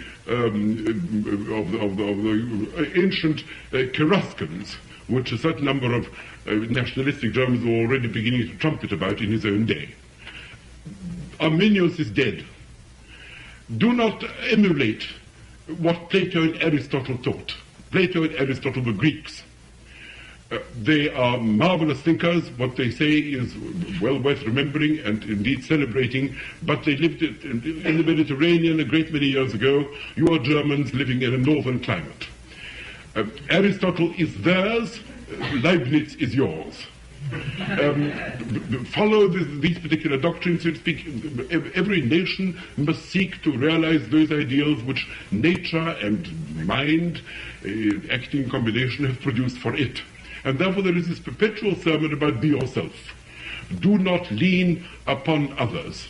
This is in direct contradiction, for example, to his contemporary Winckelmann, who was also trying to escape from some kind of narrow German provincialism in the 1760s, and drew this famous ideal of Greek culture, simple, noble, sublime, so to speak, towards which he tried to draw the attention of his German contemporaries. For Herder, this was simply a piece of escapism of a completely unpractical, not only unpractical, but on the whole rather unworthy kind. Something which could not possibly yield genuine fruit. We must be of our times. Soyons de notre temps, he said, and in this respect he, in a sense, imitated the Enlightenment itself. It is all very well for people to talk about Franks, to talk about Tacitus, to talk about the glories of the past. We must try and revive the glories of the present. You must do what you can, he said. Be as creative and as original and as sincere as you can, and let others judge whether you belong to your national tradition. Do not emulate the classics. If you yourselves create with sufficient degree of imagination and force, let others judge whether you are classical or not. That is Herder's essential sermon. And in that respect, curiously enough, he stands on the same side as Voltaire, rather surprisingly, against the people who constantly bring up the traditions of the past in order to justify certain acts in the present. You will find in the 18th century, for example, that as part of the general political struggle of the times, thinkers like Montesquieu and Boulainvilliers, and even Mably to a certain extent, discussed the fact that in Mably's case, the fact that the French were Gallo-Romans, in the case of Boulainvilliers and Montesquieu, the fact that they were conquering Franks, in order to prop up the claims of the French aristocracy against what they regarded as the usurping claims of the centralizing monarchy. They tried to revive the claims of the ancient Frankish conquerors and the particular privileges which these persons were granted when they conquered France as justification of certain powers and privileges on the part of the French nobility. Against these people, Voltaire, with considerable wit, produced those famous mocking lines. He says to claim certain rights for the aristocracy simply because some ancient Franks did or did not conquer France, and that we must simply go back to these Franks, is rather as if you were to say to the sea, you were originally at Fréjus, you were originally at Ferrara, you were originally at Ravenna, you left these places, go back there immediately. This sentiment is precisely what Herder employs in adjuring his fellow Germans in saying, never mind about the privileges of the past, never mind about the dark Teuton woods, never mind about the fact that liberties are supposed to have come out of these dark woods and fructified decadent Europe during the ages of dark barbarian rebellions. This is all over. Today, we must revive the German genius by simply not imitating in a pale manner ideals not our own. It is better to be a German, an ordinary, normal Saxon or Prussian or Westphalian than a fourth-rate Frenchman, which is what most Germans are at the moment seeking to be. That was the general content of what might be called any degree of nationalism or patriotism which Herder's sermons contain. If you say, where does this come from in Herder, so to speak, this particular attitude, so to speak, the notion that cultures are different from each other, that the ideals are different, that assimilation is always a sign of disease, that nostalgia, he says, is the most is the worthiest of all pains, because people wish to be at home. It's very difficult to trace the roots of this. Perhaps it goes back to Damasus and earlier German thinkers in the 18th century, but mainly it has to be recognized as being original in Herder himself. Herder's ideal for a human being is what Hegel afterwards defined liberty as being, bei sich selbst sein, to be at home. In order to be at home, you must live within a community which in some sense takes you for granted, and which you take for granted, with which you can communicate. To be lonely is not to be to say things and not to be understood. That's the essence of solitude. It isn't to live by oneself. To live by oneself is quite easy and very desirable, perhaps, in the case of contemplative thinkers. But to speak and not to be understood, that is a condition of gloom and alienation and must at all costs be avoided. How is it to be avoided? Why? By, of course, living among people with whom who have some kind of natural kinship or affinity. The heart of Herder's doctrine is roughly this, that as a result of the working of natural forces, perhaps nature, climate, but also as a result of working of certain spiritual forces which he enlarges upon, there are human communities, some large, some small. That there are certain impalpable connections between members living in the same community which unite them in a manner closer than that with which you are united with human beings living in other communities.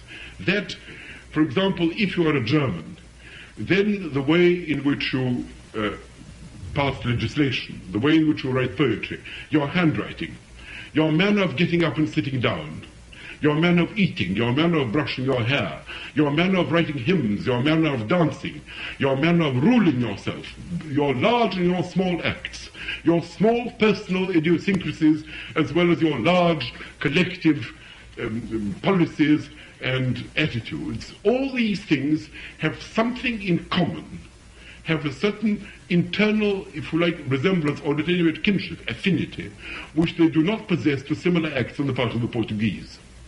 Of course, Portuguese legislation resembles German legislation.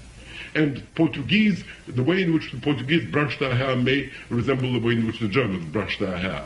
But there is something about the brushing of German hair and the way in which the Germans pass their laws and the particular form and rhythm of German ballads or hymns or dances, which is directly detectable as being German by a German.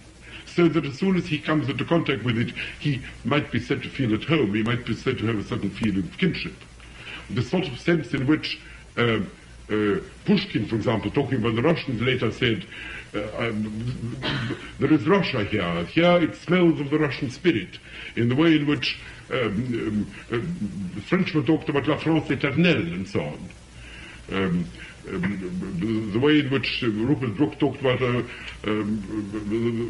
corner of England, some faraway forgotten foreign field and so on. That sort of sense of some kind of gestalt quality which immediately conveys to you some sort of flow of, if you like, of feeling embodied in a language, embodied in an accent, embodied in a particular peculiar way of speaking and thinking and feeling. That, so to speak, is what in fact human beings cannot live without in some way being diminished thereby. This, I think, is what Herder put on the map. In other words, this is the analysis of what it means to belong.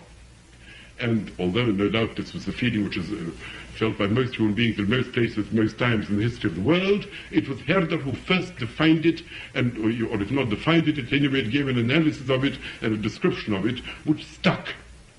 And this, I think, is perhaps his major service so far as the actual, so to speak, contribution to human self-knowledge is concerned.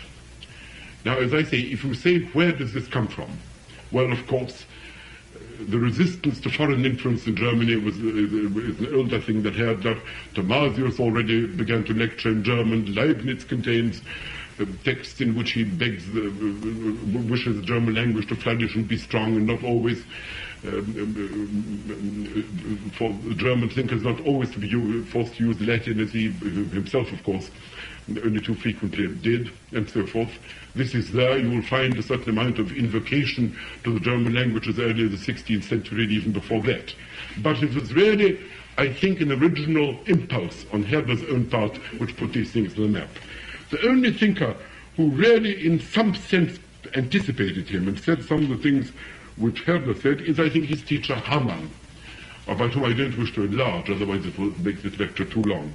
Let me quote some lines from Hamann, you will see a certain affinity between him and Herder's doctrines. Every court, every school, every profession, every sect has its own vocabulary. How does one enter these vocabularies, says Hamann? With the passion of a friend, like a lover, like an intimate, with faith and not by rules. This was written somewhere in the late 1760s. And as I told you last time, he thought God is an artist, not a dramaturg. Only spiders like Spinoza make systems which shut out the real world, catch flies, and build castles in the air. In Holbach's world, there is no color, no passion, no joy, no imagination. It is a corpse.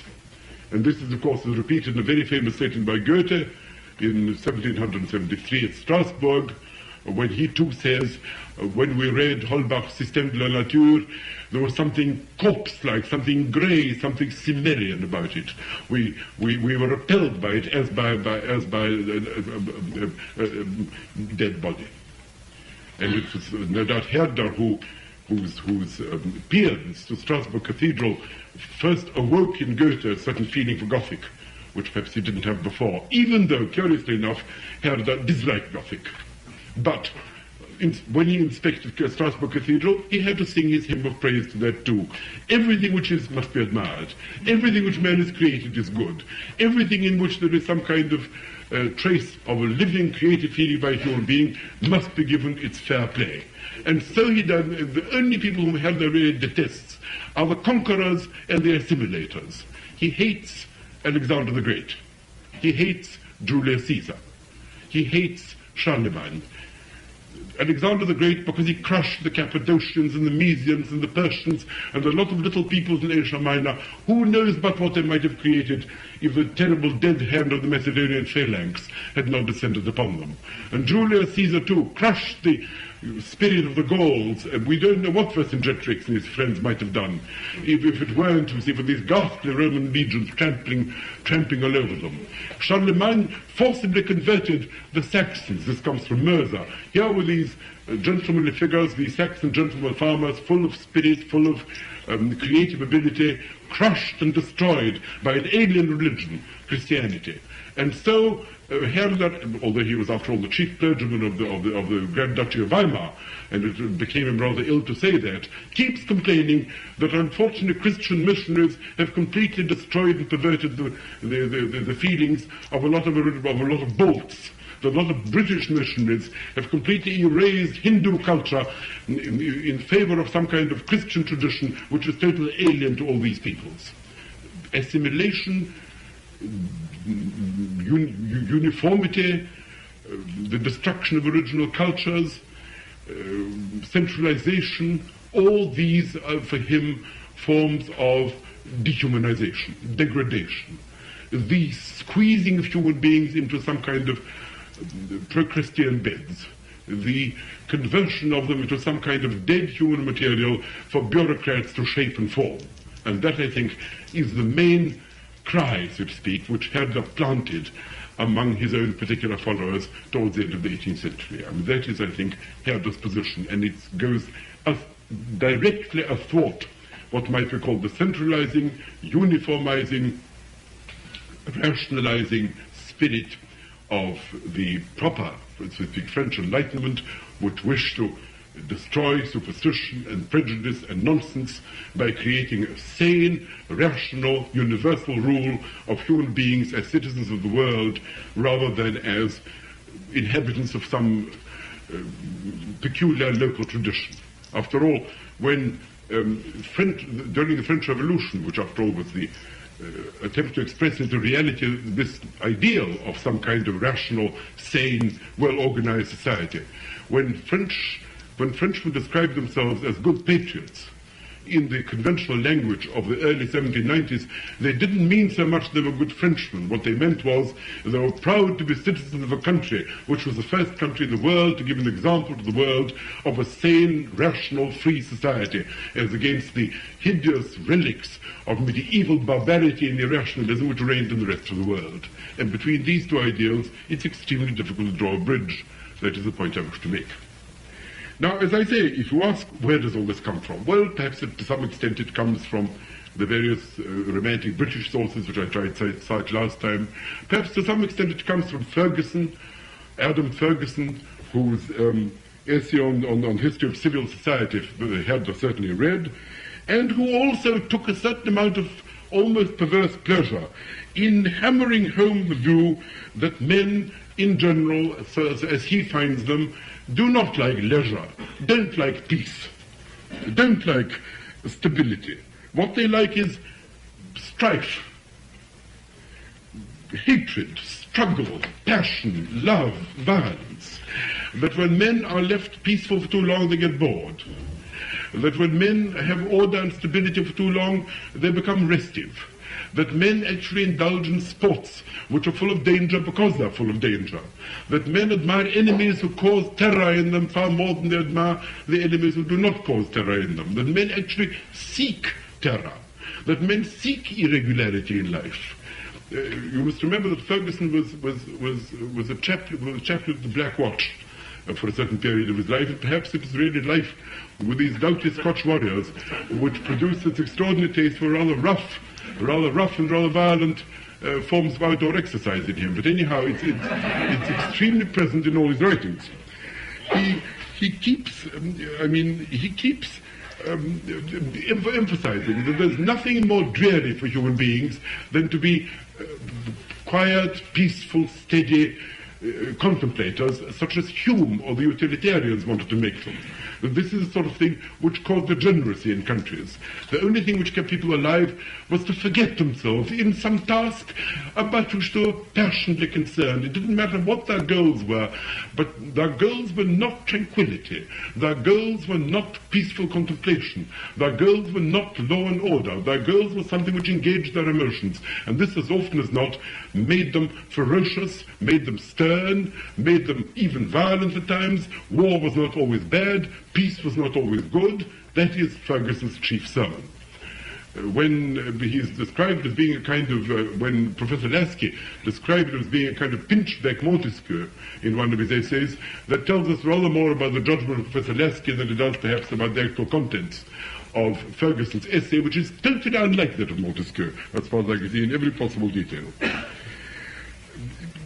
We admire the Greeks, said Ferguson.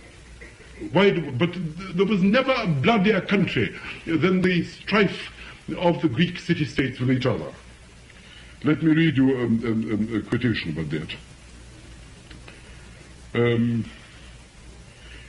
Greece, ancient Greece, was agitated beyond any spot on earth by domestic contention and foreign wars.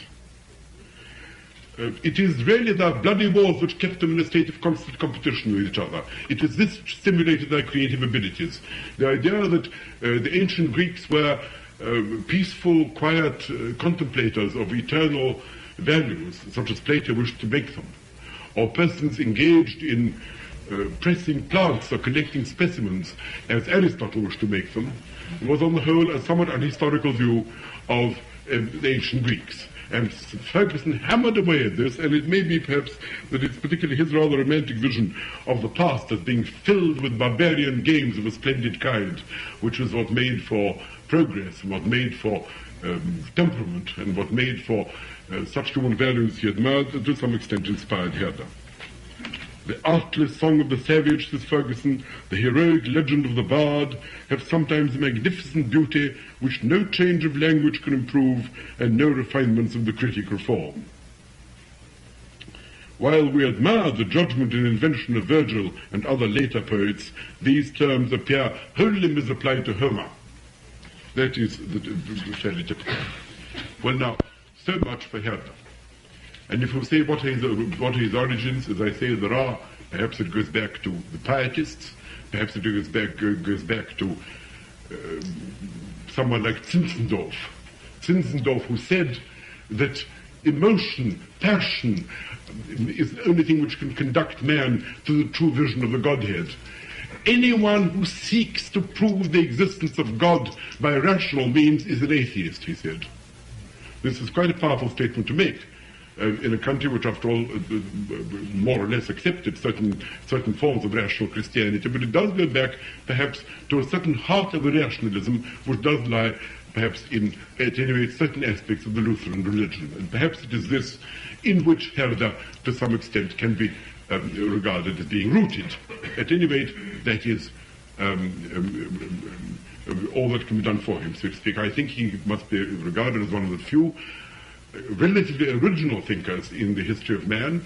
After all, we can't assume that everything which everyone says must always be derived from somebody else's idea or somebody else's thought. If it were the case that every idea must be anticipated by some other idea which is very similar to it, nobody would ever think of anything for the first time, and this is on the whole not perhaps a wholly tenable proposition. Let me cross now from Herder to a thinker who resembles him in uncanny respects, but whose influence upon Herder it is extremely difficult, if not impossible, to trace. And that is the Italian thinker Giambattista Vico, who was born in Naples in 1668 and died there in 1744. The connection with Vico and Herder, as I say, has been much speculated about, much written about. Nobody can really prove any connection at all. Nobody knows what Herder read or didn't read, but so far as we can tell, Herder's views, which were fully formed by 1774, and he only read Vico to the extent to which he read him at all about 20 years later, so the direct influence appears to be altogether excluded. There are people who think that there is an Italian commentator called Cesarotti who wrote about Ossian and wrote about Homer, and it is possible Herder may have read him and this way been indirectly influenced. Nobody can really tell who influences whom. The whole subject of influences and counter-influences is an extremely vague one, and it's very difficult to pin anything down in this region. Therefore, don't let me occupy any further time on that, and let me come instead to the thought of Vico, who forms a chapter, perhaps normally regarded as the original chapter, in the idea of the history of culture. The fact that it's not the original chapter, I think, will be the subject of my next and last lecture. Vico is an altogether remarkable figure. There is a certain analogy, if you like, between the Naples into which Vico was born and the condition of Germany at the time of Herder's early education in Königsberg and elsewhere. In 1690, rather like the situation of German universities perhaps in the mid-18th century, there was a clash of two tendencies which came into some kind of direct collision. Just as in Germany, pietism, German tradition, desire to protect themselves, particularly in places like, as I say, the outer edges of Germany, protect themselves against the heavy hand of Gallicizing reformers, particularly in East Prussia and in Switzerland, the edges of the German world, just as there was a collision between what might be called old, traditional, rooted, perhaps rather rural values on the one hand, and these rational, economically minded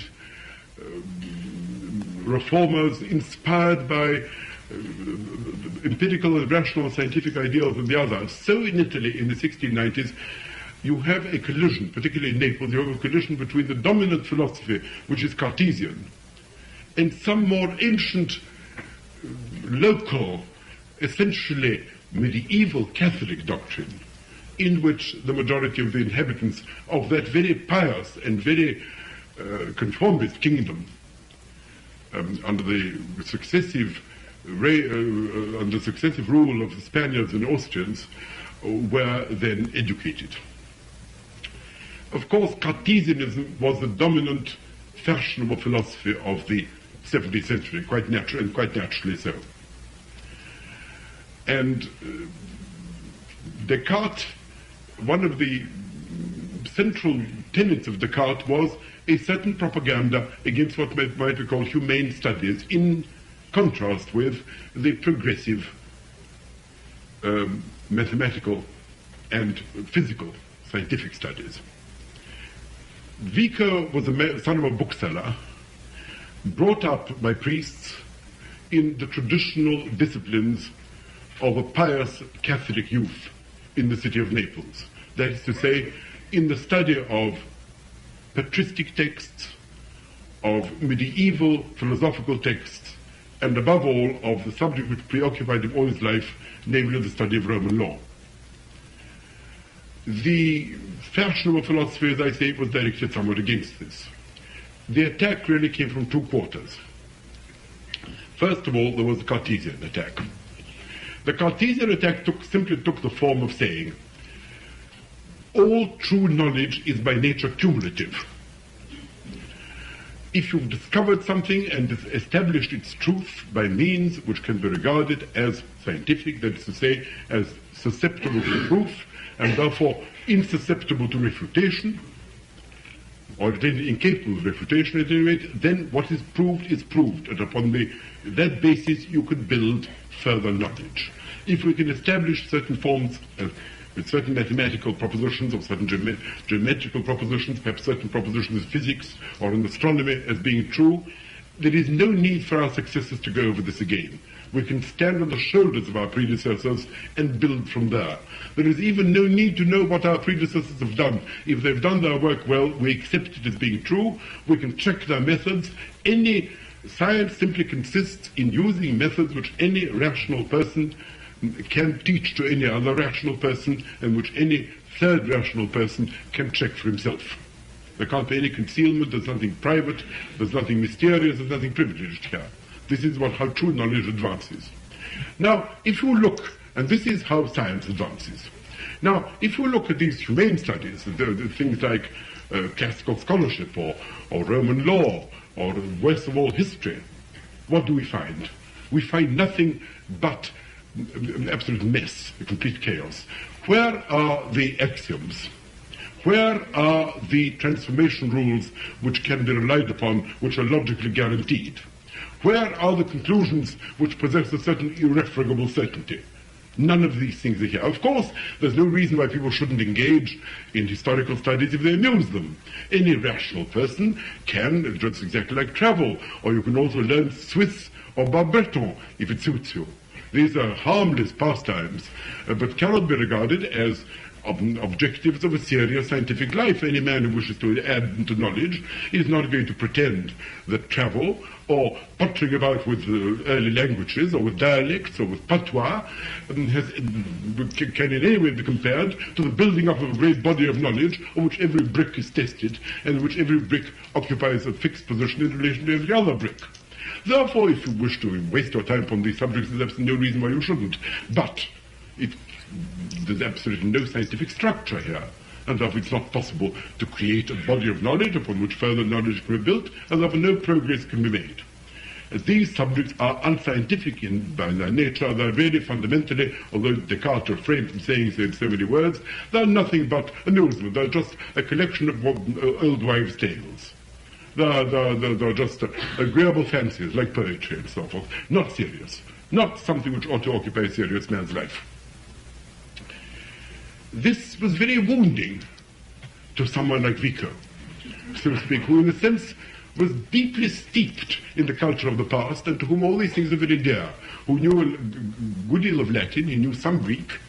He was brought up in a profoundly humane culture, in the kind of late Renaissance way in Naples, and this was not at all the sort of thing which he wished to carry. At the same time, he saw no way of countering it, and in his early life he was certainly a devoted Cartesian.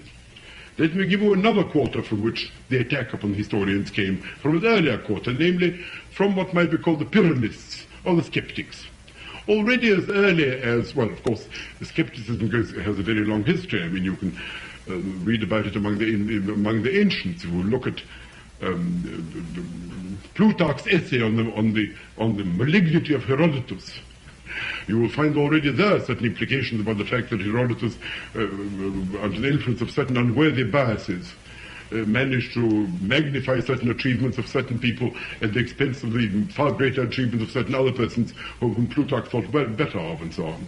And there's an attack on Herodotus for prejudice, for bias, for dishonesty, and so forth. This is not uncommon among historians then as it is now. But already in the early 16th century, Cornelius Agrippa, for example, mounts a considerable attack on historians for obvious historical bias. He says that it's quite clear that anyone writing a history cannot avoid being influenced by political, by religious, by personal considerations, that objectivity is a completely unattainable ideal in human affairs, that people have passions which govern them, that it's quite plain if you read a historian on which side he is, that partisanship is unavoidable, that different historians tell you different stories about exactly the same event, and you could always discover, so to speak, what, or if you would try hard enough, why it is they say these various things, that the idea of trying to establish some kind of objective truth out of the stories of so many, perhaps if not liars or perverters, at any rate people under the influence of all kinds of personal motives, is almost impossible. Patrizzi, who comes a little after him, says, after all history is founded ultimately on eyewitness evidence. Now, if you are an eyewitness of some important event, you're usually involved in it. If you are involved in it, you are on one side or the other of the story. And therefore you are bound to be partisan. If you are not involved in it, if you already are an objective historian writing at a later date, or even writing at the same date but not connected with the event, then you, of course, have to rely upon the information of people who are. Now, here there is an inescapable dilemma. Either you are involved in the events yourself, in which case you are hopelessly committed, by loyalty, by hatred, by love, by religious affiliation, by whatever it may be, to one side or the other in some major conflict. In which case, your words could certainly not be regarded as in any way objective or detached. If, on the other hand, you are not so committed, then you aren't allowed to see classified information.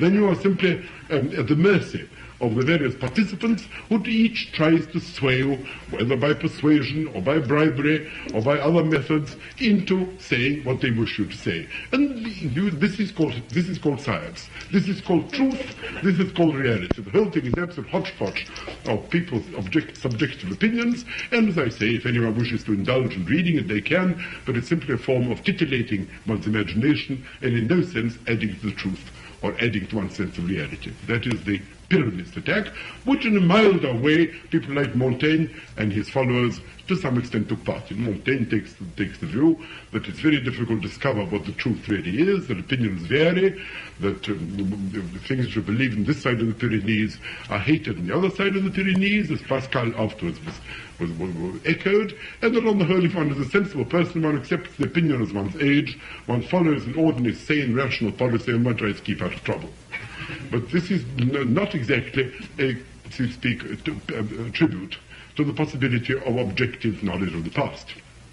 This was extremely distasteful to Vico, whose whole Christianity to some extent rested upon historical evidences, as did the rest of the members of his church.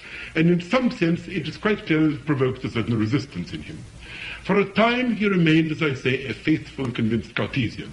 But by 1709 and 1710, something occurred which caused a revolution within him, which converted him into one of the most original thinkers about history whom the world has ever known. That claim I would make for him. He began to argue as follows. He said, it is perfectly true, in a certain sense what Descartes says is of course true. He regards mathematics as the queen of the sciences, quite correctly. Mathematics is indeed a splendid system of unbreakable propositions, each connected by logical links with one another, which certainly cannot be improved upon as a kind of paradigm of irrefutable knowledge. But one thing, and that is that it is not knowledge at all. If you ask yourself what mathematics is, he says, after all, if you consider what these various mathematical propositions are, the symbols which we use are invented by you. The rules by which you connect them are also invented by you. They could be otherwise.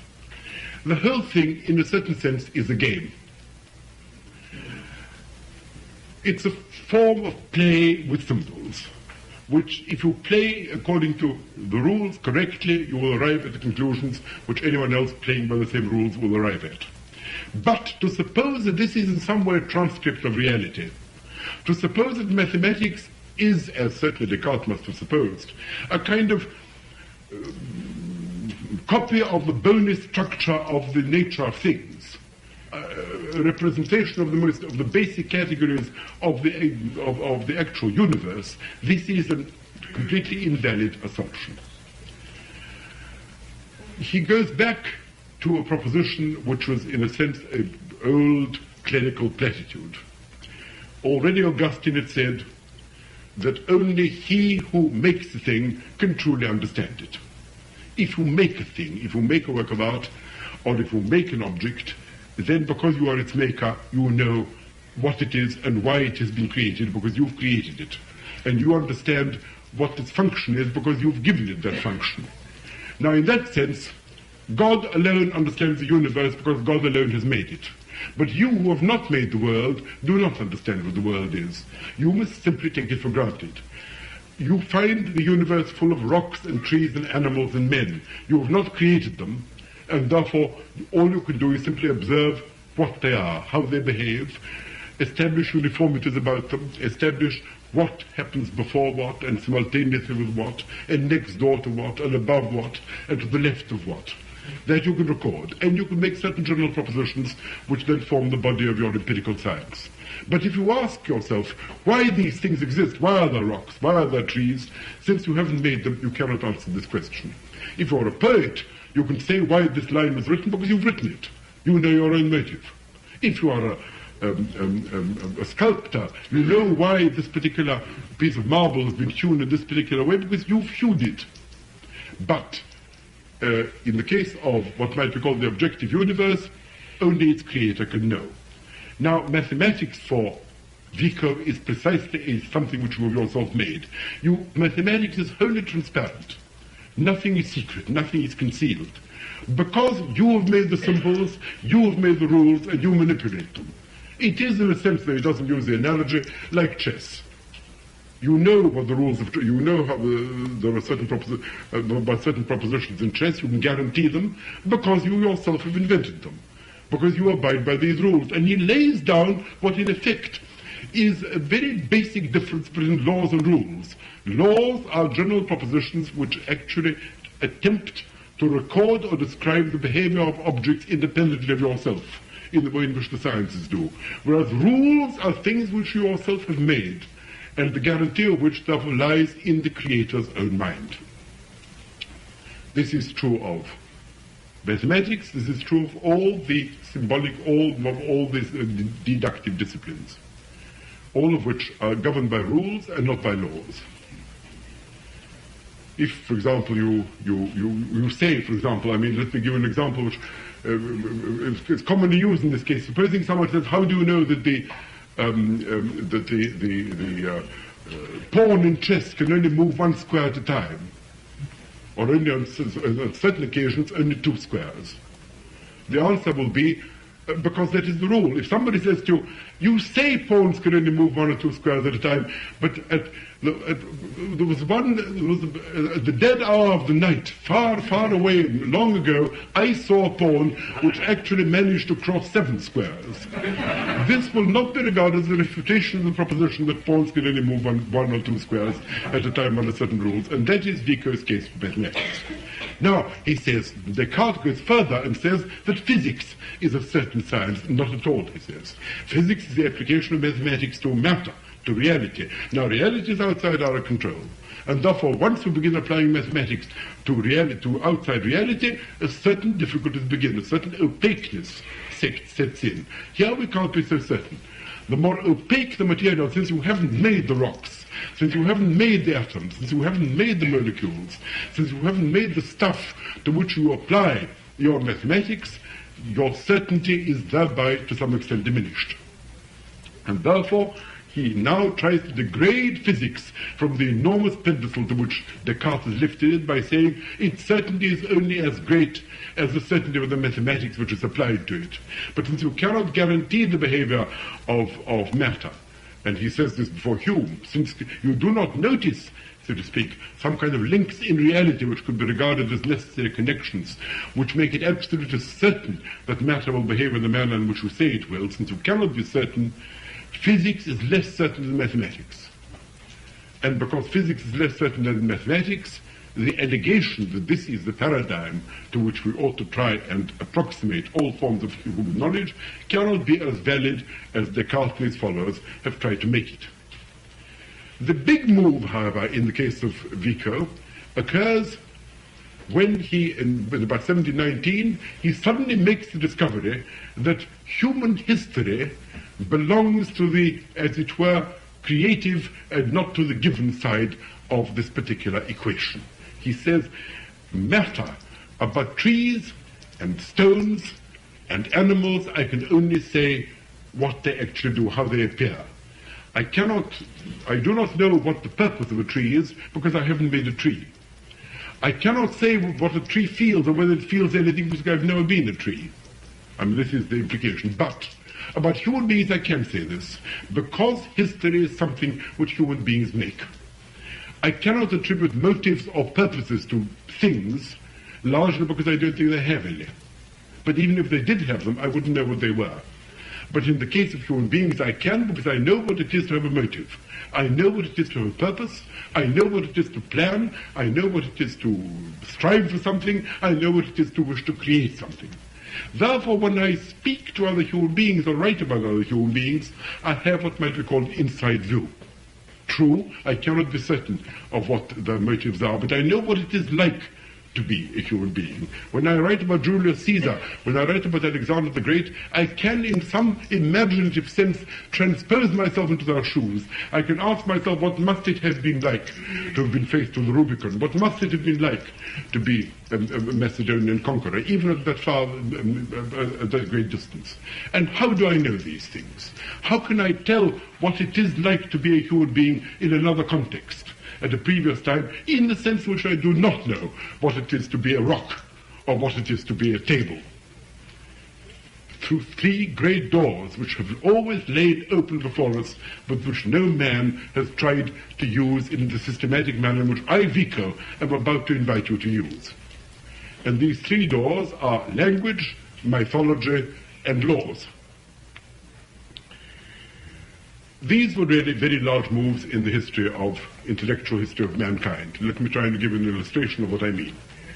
He says, language is used by human beings, exactly as Herder said after him, language is used by human beings in order to express some kind of attitude towards the universe, either to talk to other human beings or to express some kind of internal state. I mean, to offer hymn to God, to utter cries of fear, whatever it may be. It's presumably used in order to express some kind of view of things, an attitude towards things, and it's perhaps even a form of action in itself. Now, when I look at the use of language by, for example, the ancients, which is what he knew most about, when I use, I will find all kinds of usages there which don't appear entirely intelligible to me. For example, I find that these beings before my time use a great many metaphors.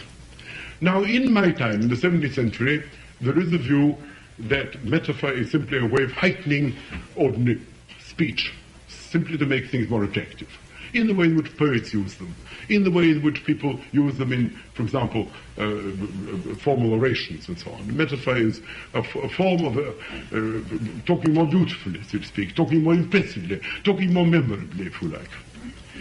Vico says, if you look at what ancient speech is like, you will find that the extreme frequency of metaphors in it indicates that metaphor was a perfectly normal method of using words for the people of that time. It isn't true, he says, that metaphor is simply a deliberate way of heightening speech. It may be so now, but it wasn't always. It isn't true that poetry is simply an elegant way of speaking or a way to convey some kind of deep or secret wisdom by means of memorable or rhyming expressions or something of that kind. The use of poetry appears to be a very early human attainment, and therefore this seems to be a very natural form of human expression in its early ages. And this, of course, is a sentiment which people of the Renaissance had already expressed. Now, how can this be so? He says, when a primitive man said, blood boils round my heart, which is a metaphor to us now, for a primitive man, perhaps rage, which is what he was trying to express, anger, was literally much more like blood boiling round his heart than it is to us now. To us now it's a dead metaphor, and we therefore don't use it. And a great deal of our language is simply an accumulation of dead metaphors which once had a living force. But to primitives, anger really did resemble blood boiling round our hearts more than it does to us. And so he says, there's a whole collection of words. If you look at early poetry, you will find that they talk about all kinds, if you use, for example, metaphors from the human body only. They talk about teeth of ploughs, mouths of rivers, lips of vases, necks of land or tongues of land, veins of metal, veins of minerals, bowels of the earth. Because for these people, ploughs did have teeth. Because for these people, vases literally had lips. Because for these people, the earth was something which did appear to them to have some kind of bowels. Because the oaks really did possess something almost like beating hearts. Because for these people, skies actually smiled or frowned, and winds raged, and tables groaned, and willows wept, and so on. Whereas to us, of course, they don't do that now, and it's now a highly artificial use of language. And he goes on from there. He says, if, for example, you take, this brings him into the use of myth. He says, poetry is the first language of man, just as he thought that dances were a very primitive form of human self-expression, no doubt quite correctly. And he says, if you look at ancient religion, you will find that all these things operate there. Take, for example, he says a line like, omnia plena Jovis, everything is full of Jove. Now, what does this mean? Everything is full of Jove. What is Jove? Jove is a bearded thunderer. Jove is the father of the gods. Jove is also the sky. Jove is also the whole of the air which we breathe. Now, how can a bearded thunderer be the sky? What does it mean to say everything is full of a bearded thunderer? To us, it means absolutely nothing at all. But it must have meant something to those people, otherwise they wouldn't have said it. Now, says Vico, what must ancient experience have been like? What must the experience of men have been like for this kind of phrase to have meant something to them? Can you try and transpose yourself into a world in which this kind of sentence or expression describes something which they wish to express to someone else?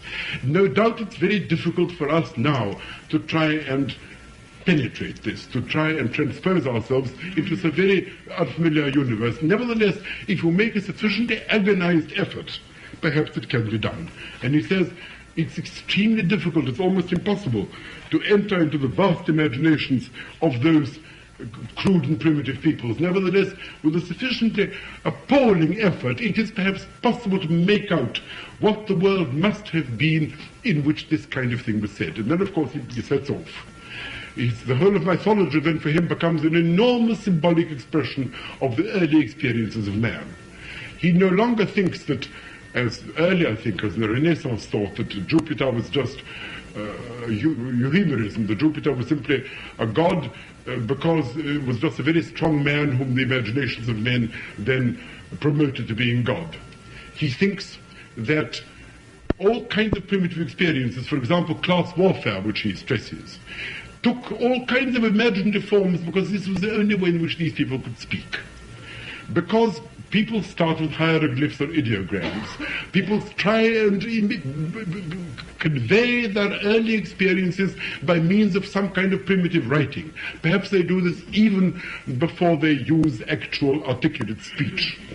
That by means of these hieroglyphs, by means of these ideograms, they try and convey to each other what the world around them looks like, by means of very primitive art which conveys to us a vision of the universe which is very different from ours. The view that these people saw what we saw, but saw it less well, which is after all the official view of the Enlightenment. That's speaking that there simply is a progress by which they made mistakes which we can now correct. They believed in a lot of myths which were simply nonsense or planted in their heads by a lot of lying and unscrupulous priests, whom I talked about last time, but now we can correct this. That Polybius was right, that it was simply a misfortune for mankind that priests and not philosophers presided over its birth. This can't be true. There cannot have been philosophers at the time when mankind grew, because that's what primitiveness does mean, the use of these very peculiar means of self-expression which the early lives of these creatures before they became fully developed must have been like. And therefore, this is in a way the first effort to try and reconstruct a universe wildly unfamiliar to us through the use of symbolism, which must not be translated into contemporary symbolism, in which it must necessarily make nonsense. And the effort imaginatively to try and work out what things must have been like for this kind of symbolism to have been evocative of, or expressive of, or descriptive of it, is an extremely bold and original step in the history of self-explanation on the part of human beings. And at this point, Vico goes absolutely runs riot. For example, he talks about the myth of Ariadne. Ariadne is really the art of seafaring. The labyrinth is the Aegean. Ariadne's thread is navigation. The Minotaur is various things. I mean, it might be pirates who abducted Athenians in the early ships, or it might be some half-caste child who was brought to the shores of the Greeks and therefore symbolizes some kind of early racial prejudice. Cadmus is the teeth which Cadmus plants is something to do with the landed nobles fighting against plebeians. So is Mars wounded by Minerva, where Minerva stands for the nobility and Mars stands for the plebeians. It doesn't matter whether his particular attributions have anything in them or not, but the general notion is, so to speak, that all these things are attempts to convey some kind of social experiences in picturesque language, which was a natural language for those people at that time, and that from this something can be reconstructed in the past. In other words, that myths are not simply false stories told by poets, or false religious images stuffed into people's heads unscrupulously by priests, or even elegant ways of conveying familiar truths in heightened and therefore more memorable language, but in some sense, not even perverted ways of concealing facts in the way in which the euhemerists thought, but an actual, some sort of key, some kind of, if we like, code in the almost Levi-Straussian sense, to some kind of way of cutting up reality, or categories which are different from the categories which we use now. In other words, the world can be cut into all kinds of slices. The slices into which early the creators of the mythologies, or the users of mythologies, cut it, is different from the way in which we cut it now. But it doesn't follow from this that they knew less about it. It doesn't follow from this that they were wrong. It doesn't follow from this that they were mistaken. And this, again, is, of course, an extremely anti-Illuminism, anti-Enlightenment point of view. So, again, you see, this is what he does with myths. So, again, with laws. Take, he says, for example, the 12 Tables, the most ancient form of Roman law, which he calls a grave poem. Now, he says, we are told by Bruni again, or at least we are told by the scholars, that this really not by Bruni in this case, but by a perfectly normal classical tradition, that the 12 Tables were really a code of laws which was created by early Romans as a result of sending a mission to Athens, where they listened to the wisdom of Solon, who taught them about the niceties of Athenian legislation at the beginning of the 6th century, and they brought this back to Italy, and founding themselves upon this Athenian legislation, they then proceeded to draft the 12 Tables. This, says Vico, is inconceivable. The Romans, as we know them now from their myths and from their lays and from whatever relics we have, aren't the kind of people who could have begun to understand the kind of thing which Solon was doing in Athens. And if you want further proof of this, they use words which have no equivalence in Greek. It's all very well Bruni saying that what can be said in Greek can be said equally precisely in Latin.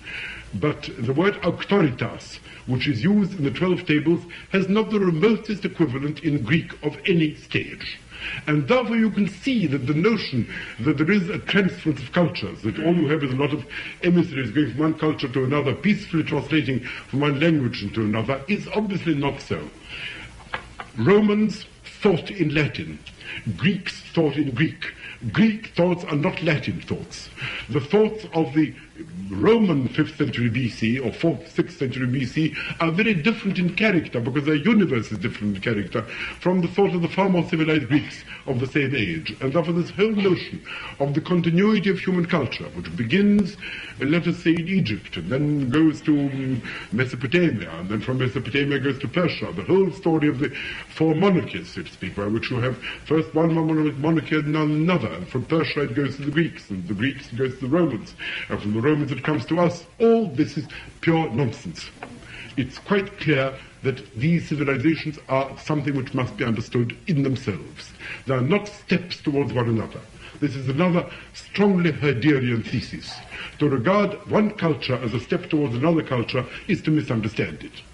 Herder did his best to try, in spite of this, to conceive of some kind of united march of mankind towards a single, harmonious, peaceful ideal called by him humanitate.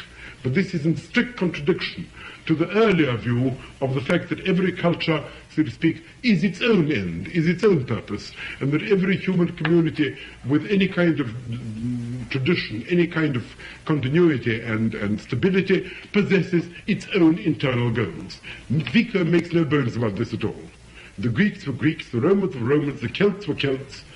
There are certain parallels. One can discover certain common human qualities in them all, but the notion that there is a kernel of human nature, and there is something called man, who above all begins with certain beliefs, and which then proceed to develop in a kind of, in some sort of systematic, slow, cumulative fashion, cannot be true from all the empirical evidences that we have.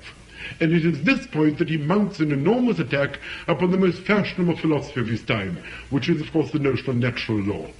Most of the jurists and lawyers whom he consulted certainly believed, as Aristotle believed, as the Stoics believed, as the Christian fathers, some of them at any rate, believed, that there were certain basic propositions which men as men, in some sense, were born with, which were implanted upon their hearts by their creator. In the case of the Greeks, by nature; in the case of Christians or Jews, by a personal divinity. People differed about the catalogues of what these natural laws were, but there was a general agreement that, let us say, honoring your father and your mother, or not shedding blood for the sake of pleasure, as might be, or in vain, were among these basic propositions which men as men accepted. Vico maintained that the notion that primitive man, this half-savage beast, grandi bestioni he calls them, hardly to be differentiated from some kind of anthropoid apes with whom he thinks human history begins, these persons in some sense were aware of sophisticated propositions of the type which can be incorporated in natural law, written upon our hearts in letters more lasting than bronze, as Rousseau said, was a historical absurdity. That these beasts began, he thinks, in some kind of terrified state. I don't want to go over Vico's particular, so to speak, attempt to reconstruct human history for you, because I don't think that's so very particularly interesting. But broadly speaking, he thinks that men simply began with terror of thunder in heaven. The first men, hearing thunder in heaven, were frightened, were terrified because they thought the heavens were speaking to them, that some kind of force greater than themselves was in some way threatening them or thundering at them. And so dragging their women into the caves, they thus laid the foundations of the first families. And from total promiscuity, the first families grew up.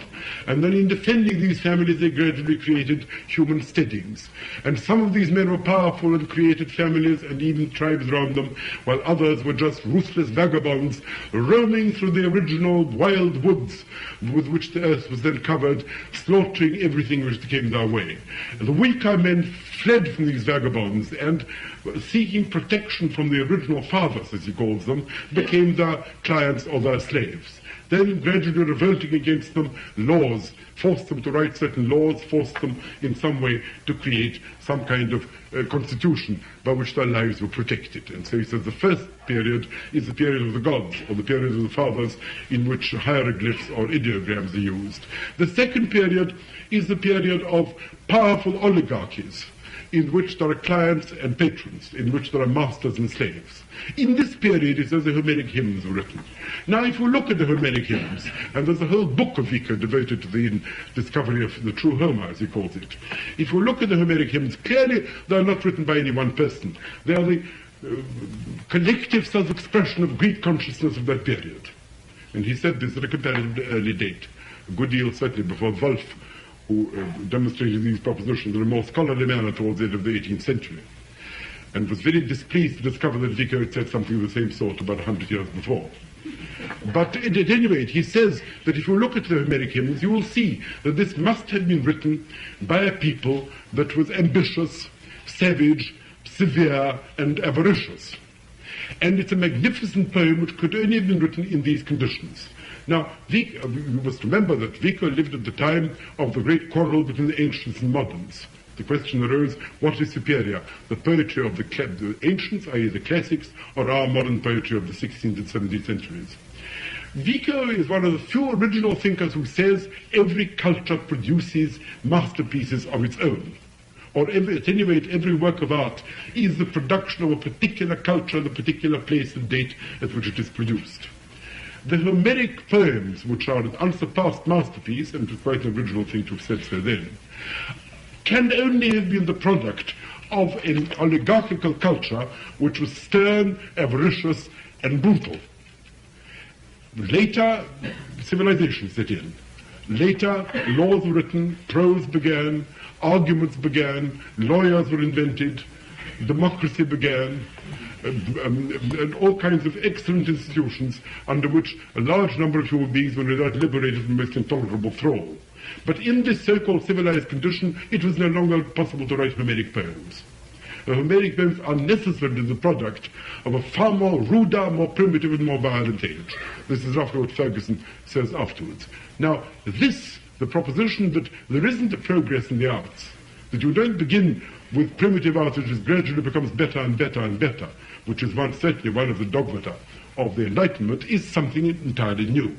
And the notion that an age may be detestable to us because of its brutality, because of its horrors, because of its bloodshed, but nevertheless may be the only precondition of the production of a particular kind of work of art, that it doesn't make sense to say whether Racine is a greater poet than Sophocles, or whether Sophocles even is perhaps a greater poet than Homer, that every civilization has its own values, and that it can only be understood in terms of the particular forms of self-expression which a particular culture employs. That, I think, is a very considerable move in the history, certainly, of literary criticism. And the notion, therefore, that poetry is not embellishment, that poetry is not the putting of something which could be equally well put in prose, that poetry is the natural form through which it stood, described, and analyzed. This, I think, is one of Vico's historic achievements. I don't know whether, perhaps, yes, I fear I've reached the end of my hour, and yet I have a very great deal more to say about Vico. But let me stop here and say that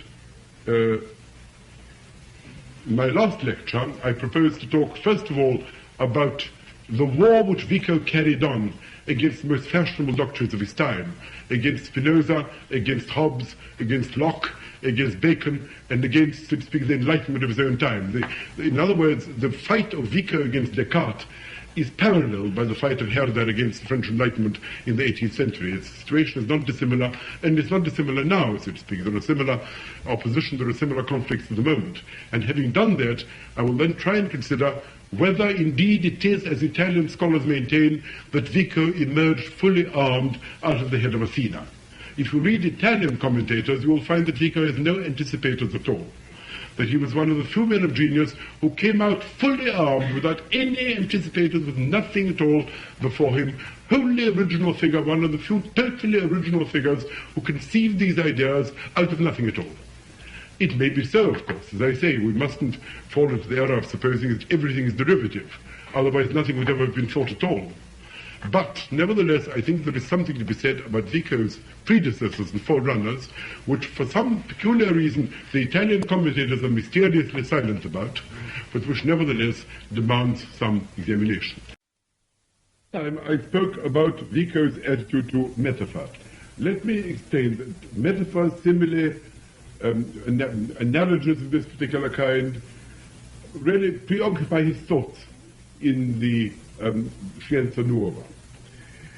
To a large degree, because he felt himself to be obviously felt himself to be in acute opposition to the whole trend of the age. You must understand that, broadly speaking, towards the end of the 17th century, and even the beginning of the 18th, if authorities like Professor Abrams, for example, were to be trusted, as I'm sure they are, metaphor was on the whole connected with wild imaginings. It was connected with superstitions, dreams, myths, utopias, with lurid barbarian imaginations nonsense which filled people's heads and which led to irrationalism and error and persecution. And the whole work, for example, of the Royal Society in England was largely directed towards the stamping out of this particular inaccurate, romantic, and ultimately misleading use of language. Thomas Sprat, who was one of the members of the Royal Society, says very firmly that the whole purpose of, or at least one of the purposes of the entire enterprise, scientific enterprise, is to return to a close, naked, natural way of speaking, as near to mathematical plainness as one can. This is very much in the spirit of early 20th century positivism, faced with enemies whom they conceived of in roughly the same sort of fashion. Well, Vico was certainly on the other side. The heart of Vico's doctrine may be summed up perhaps in this fashion. In the past, error was made, no doubt, by anthropomorphism. That is to say, by endowing non-human substances with human attributes, by endowing trees or rivers with properties which properly belong to human beings. But even if anthropomorphism was in some ways, even if it was very rich and romantic and imaginative, but nevertheless an erroneous way of interpreting the behavior of objects in the actual world, there was one entity to which anthropomorphism was appropriate, to which it was not wrong to apply it, and that is men themselves.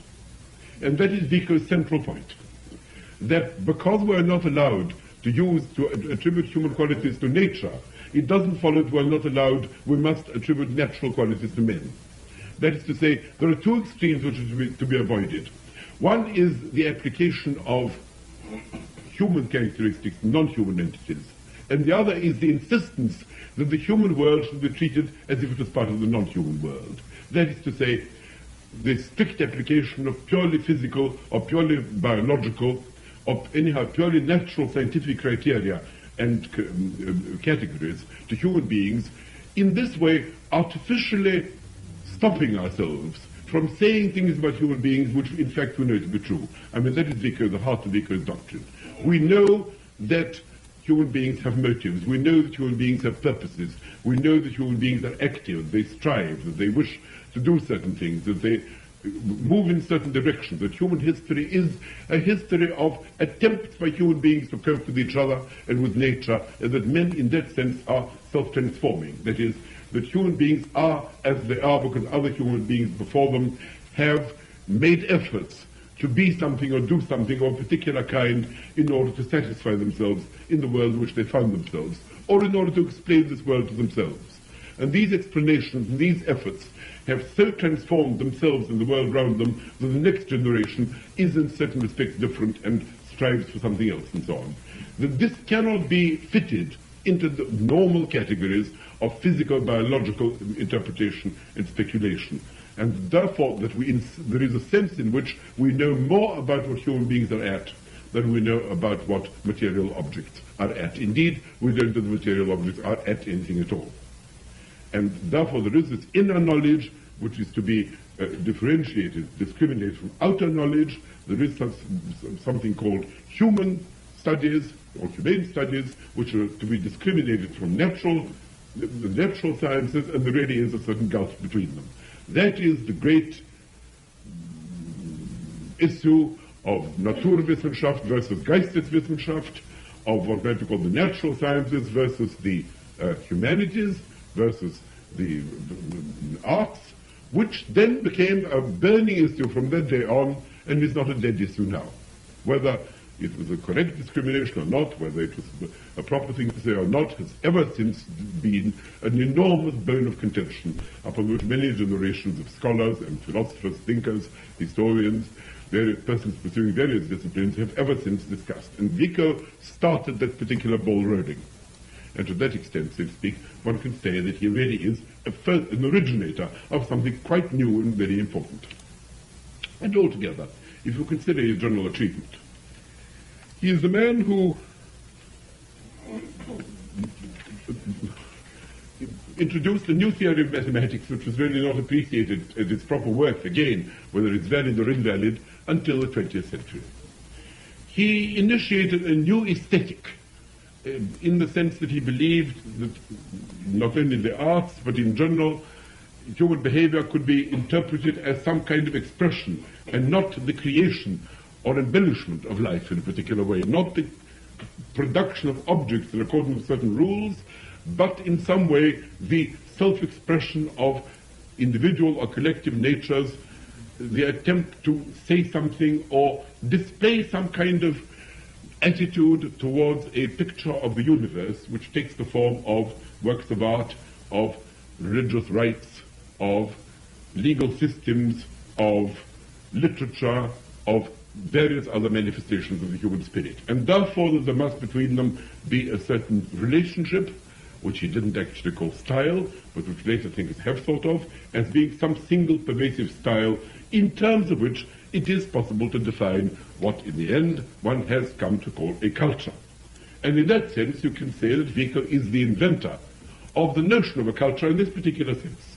Not in the sense simply of a degree of progress in the arts or degree of progress in the sciences, as which it has sometimes been taken to be, nor again in the purely anthropological sense simply of a way of living, whatever it may be, so to speak. I mean, however lowly, however uninteresting. So, in the sense in which you could say ants have a culture, or in which sense you can speak about a culture of bacteria, in a perfectly proper sense.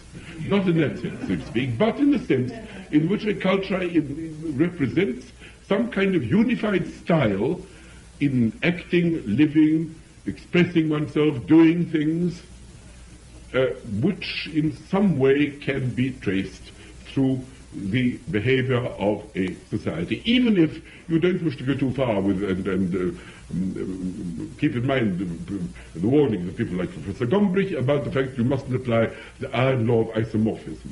You mustn't insist that every single manifestation of a culture, every single manifestation of an age, or every single manifestation of a particular kind of attitude to life must, the word must is sinister here. The must, I mean, is inevitably conditioned to, cannot but, obey some kind of central pattern, so to speak, which it can only, which it can't avoid at all, or which people who try and maintain that it avoids are unnecessarily led into error by. This is, these excesses, of course, do lead people into Hegelianism, Spenglerism, Toynbeeism, and so on, but these are mere exaggerations of a position which Vico was the first to state. He said these things, and in this way, of course, he founded the sciences of comparative philology, comparative anthropology, comparative legal studies, comparative everything. the whole sort of notion, so to speak, of all these various comparisons derives from the fact that you are now comparing not simply the law of the Portuguese to the law of the Chinese, or the law of the Romans, perhaps, to the law of the French, but law as a manifestation of a general form of life, the part which it plays in a particular society of which we're a member, versus the part which law plays in some other society, and explain how law comes to be what it is in terms of some functional correlation or some functional relationship, anyhow, to other manifestations of the same society. And although this is a platitude by now, it certainly wasn't so in 1725, when the first edition of the New Science appeared and was greeted with what nowadays is called a deafening silence. It was not read, it was read scarcely by anyone at all. It became a kind of locally famous book in Naples, but it didn't really emerge very much outside it. There were people who read it outside, but one cannot blame people for not reading Vico, either then or later.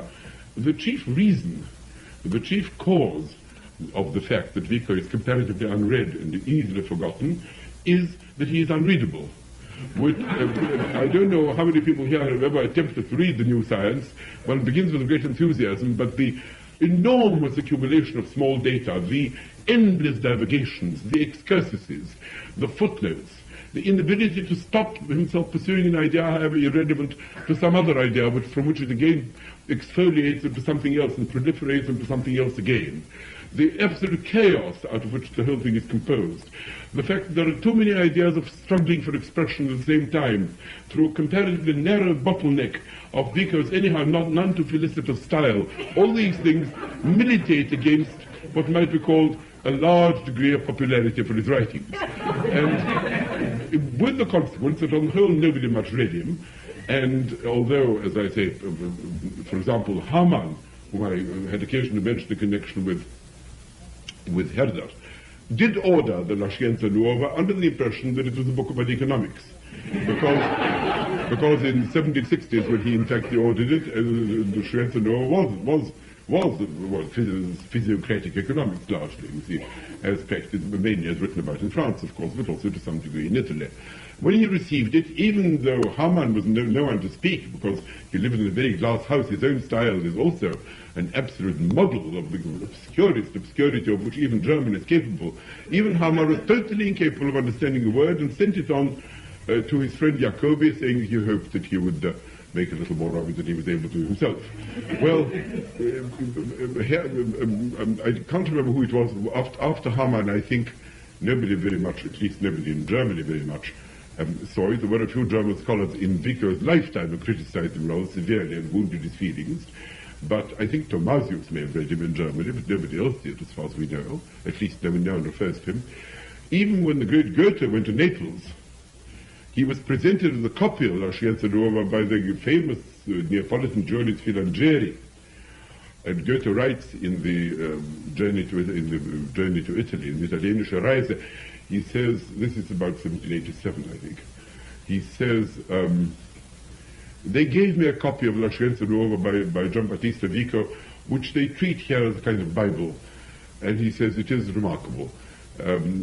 What extraordinary visions of the future this man has, what strange and interesting imagination he displays. Well, of course, there's nothing about the future in Vico. And Goethe neither did nor could have read it with any degree of attention, and in fact, he also sent it on to a friend in Germany. Nor can one blame him.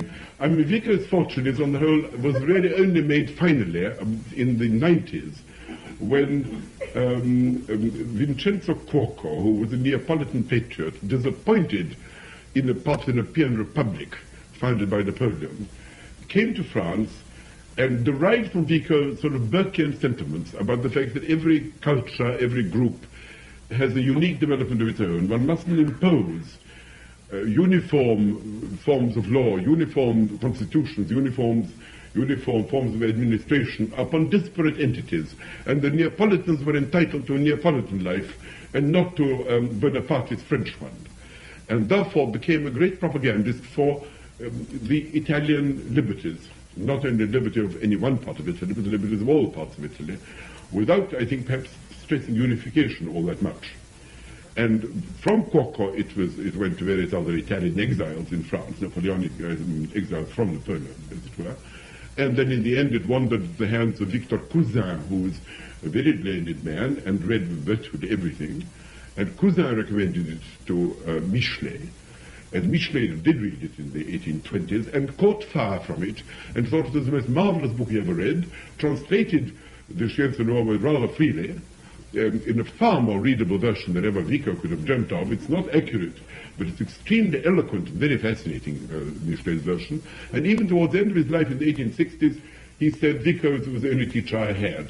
He was the man who had taught me that history is the history of the self-transformation of man, how man transforms himself from whatever he was into whatever he is. The struggle, a highly romantic conception of humanity struggling to make itself. That is what he derived from Vico at any rate.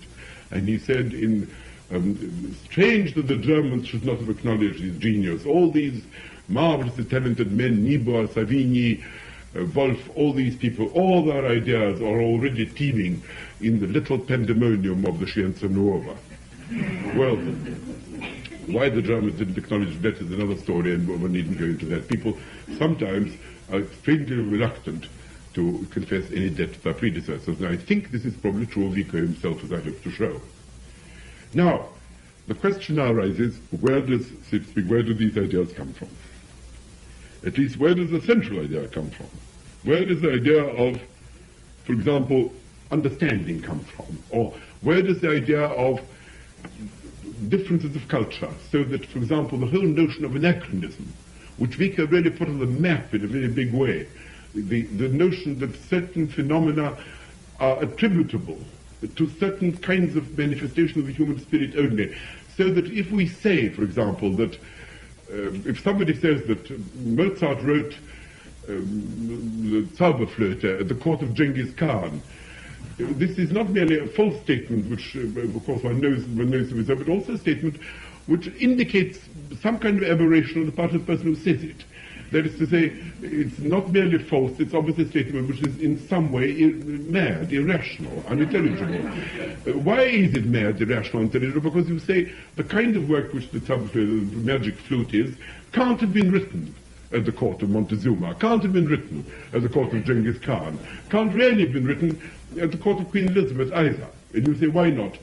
It isn't only because harmony hadn't made a certain progress, or because notes weren't put together in quite that way, because the whole, everything which the magic flute expresses, it not in, I mean, as a work of art, so to speak, it obviously belongs to a particular texture of life, and of what we nowadays call culture or civilization, which was very different from this other kind of coherent life, which was led, no doubt, by people around the court of Genghis Khan or the court of Elizabeth or wherever it might be. Well, this, which seems so obvious and true now, was perhaps not quite so platitudinous in the late 17th century, when there was a general tendency to suppose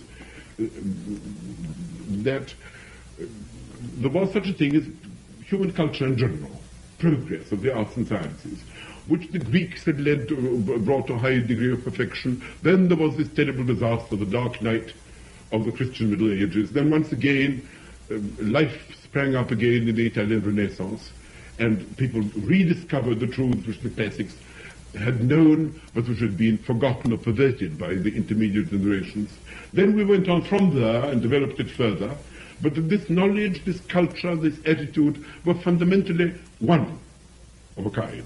They were fundamentally unitary in character. They weren't different from each other.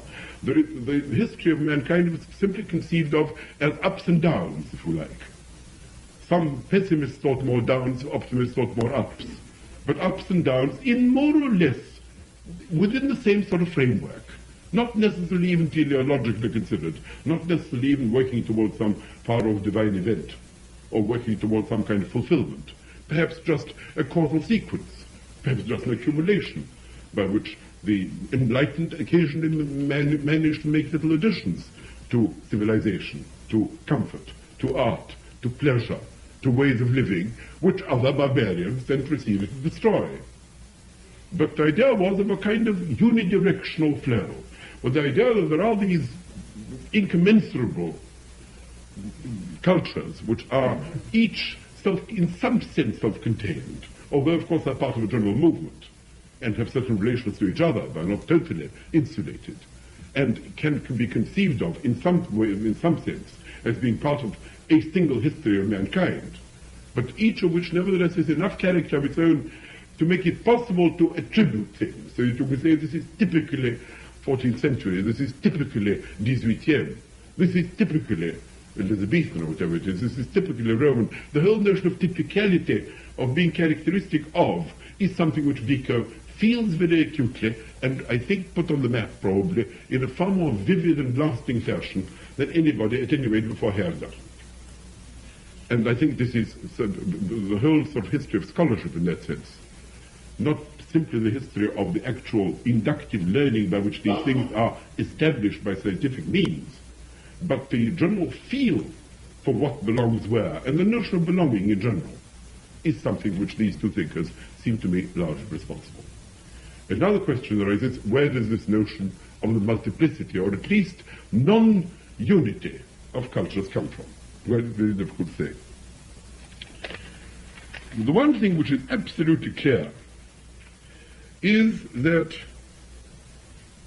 none of the Italian commentators on Vico, and Nicolini, Fausto Nicolini, who was the man appointed by Croce, who reinvented Vico in the 20th century certainly to look after his affairs, and who wrote an immense number of works about him, both the splendid edition of the Scienza Nuova, a 2-volume commentary in which every single word and name and subject ever mentioned by Vico anywhere is extensively not only commented upon but cross-referenced and, generally speaking, editorially looked after in the most careful fashion. Nicolini, who wrote some 5 or 6 books on Vico alone, and a great many books around him and so on, and essays and so on, who is, I suppose, the principal Vician scholar, but also other Italian Vician scholars, Professor Corsano, Professor Fassò, Croce himself, Professor Badaloni, I can mention lots of other names and so on. None of these persons really give a very convincing account of where it all came from. Of course, there are the 4 great authors in Vico talks about. There is Bacon, there are Plato and Tacitus, and Bacon and Grotius. But it's there are certain parallels in what Vico says. You can trace certain ideas, but not the central idea of multiplicity of cultures, not the central idea of a special faculty which is needed for the purpose of entering into identifying yourself as knowing what it must have been like to have been, whatever it might be, to have been an Indian, or a Red Indian, or to have been a Roman, or to have been a Greek, or to have been a Judean, or whatever it might be. Not that. Well, I can tell you, roughly speaking, what has been said. I mean, the Latin authors, of course, have been ransacked, who we mentioned. Such names as James have been looked at. But in none of the commentaries do you really find anything very convincing.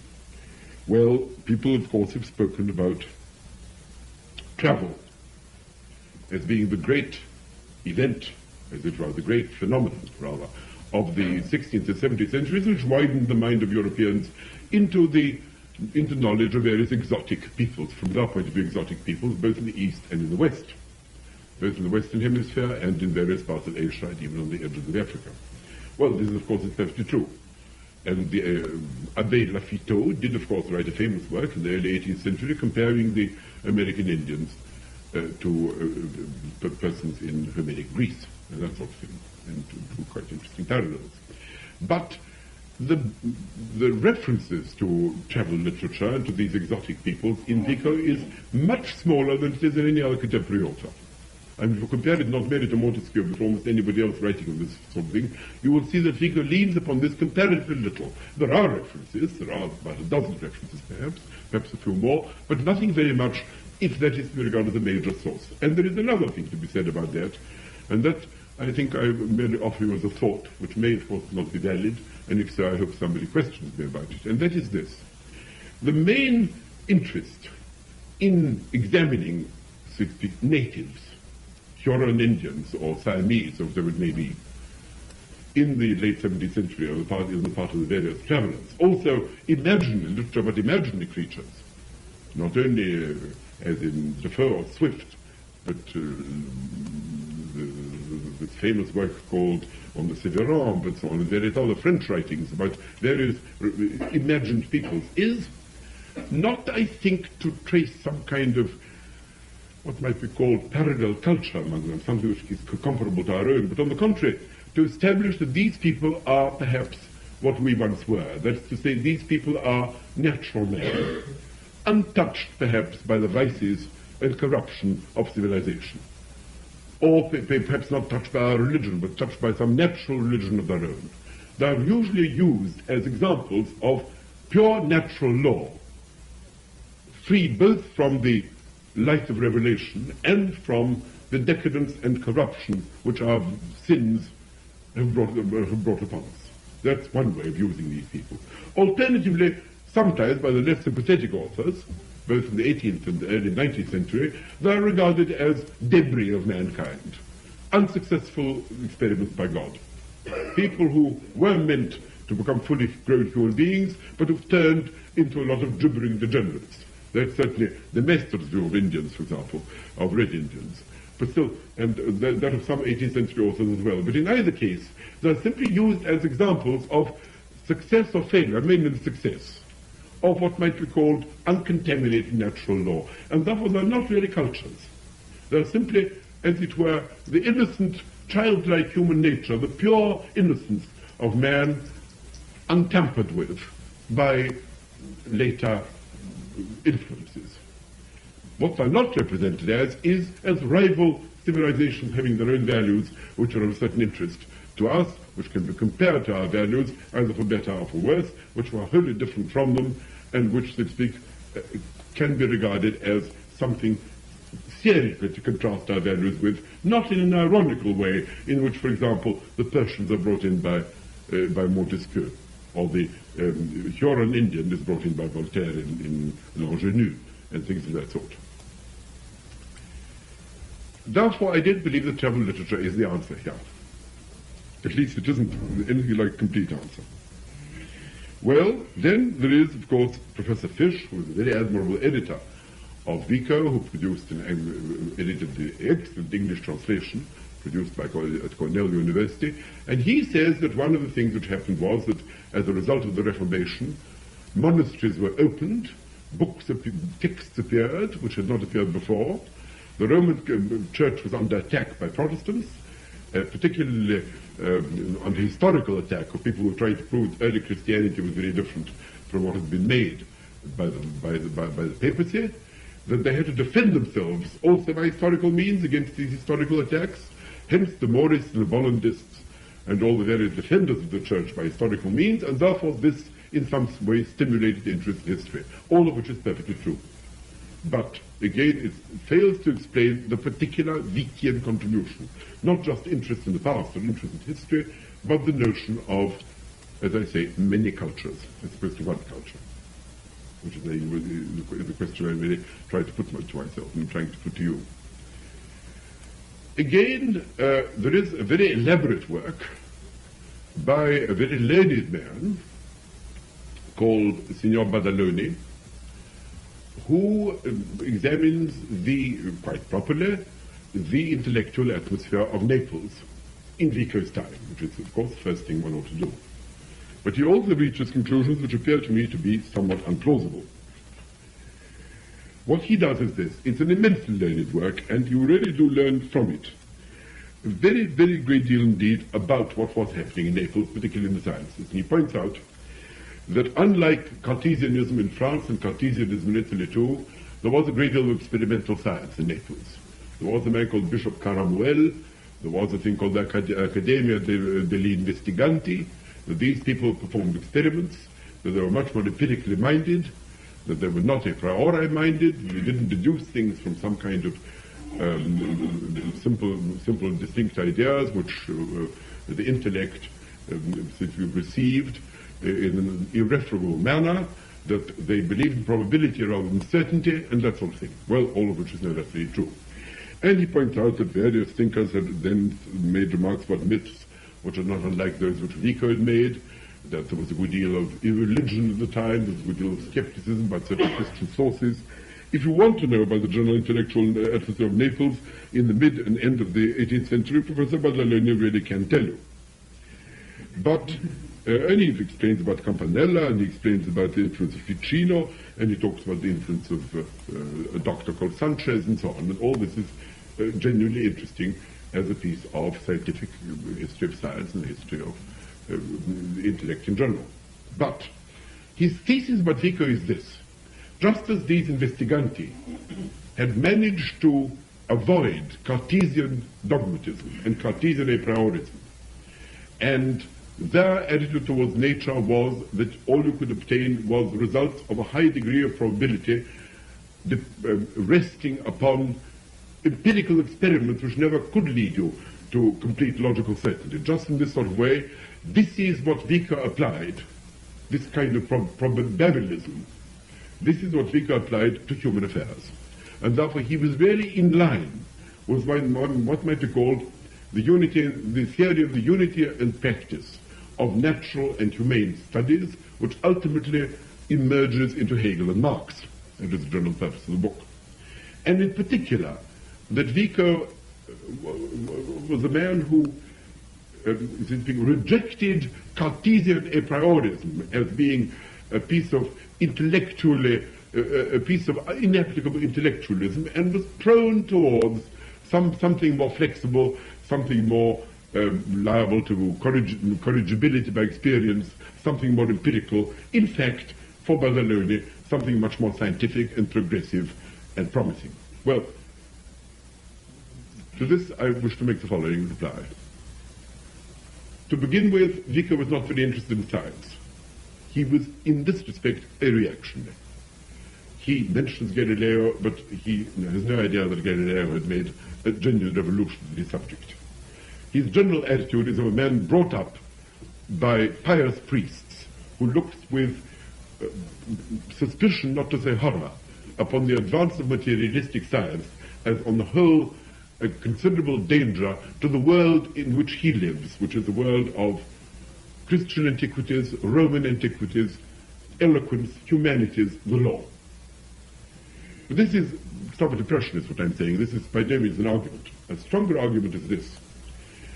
It is true that Vico doesn't draw the line between what might be called true knowledge and inferior forms of knowledge, where Descartes draws it. That is to say, between the a priori truths of mathematics, or things to which mathematics can be applied, and the rest. But the whole originality of Vico, such as it is, the whole burden of Vico's sermon, so to speak, is to say that we know human history ourselves in a way different from that in which we know nature. I mean, right, he may be right or he may be wrong about this, but that's his thesis. That, in fact, we have a special understanding of ourselves because we understand what we make, in this case history, in the way in which we do not understand what we don't make, in this case nature. And so there is a gulf between the two. Now this gulf is different from Descartes' gulf. Descartes' gulf lies between the a priori and the posteriori. Vico's gulf is quite different. Vico's gulf is between Geisteswissenschaft and Naturwissenschaft, between knowledge of nature and knowledge of man. But it's a gulf, it's not monism. If all that Vico was saying was that our knowledge of history can never attain to much more than probability, even as the sciences, according to Bishop Caramuel, let us say, couldn't, then he would be producing an enormous platitude.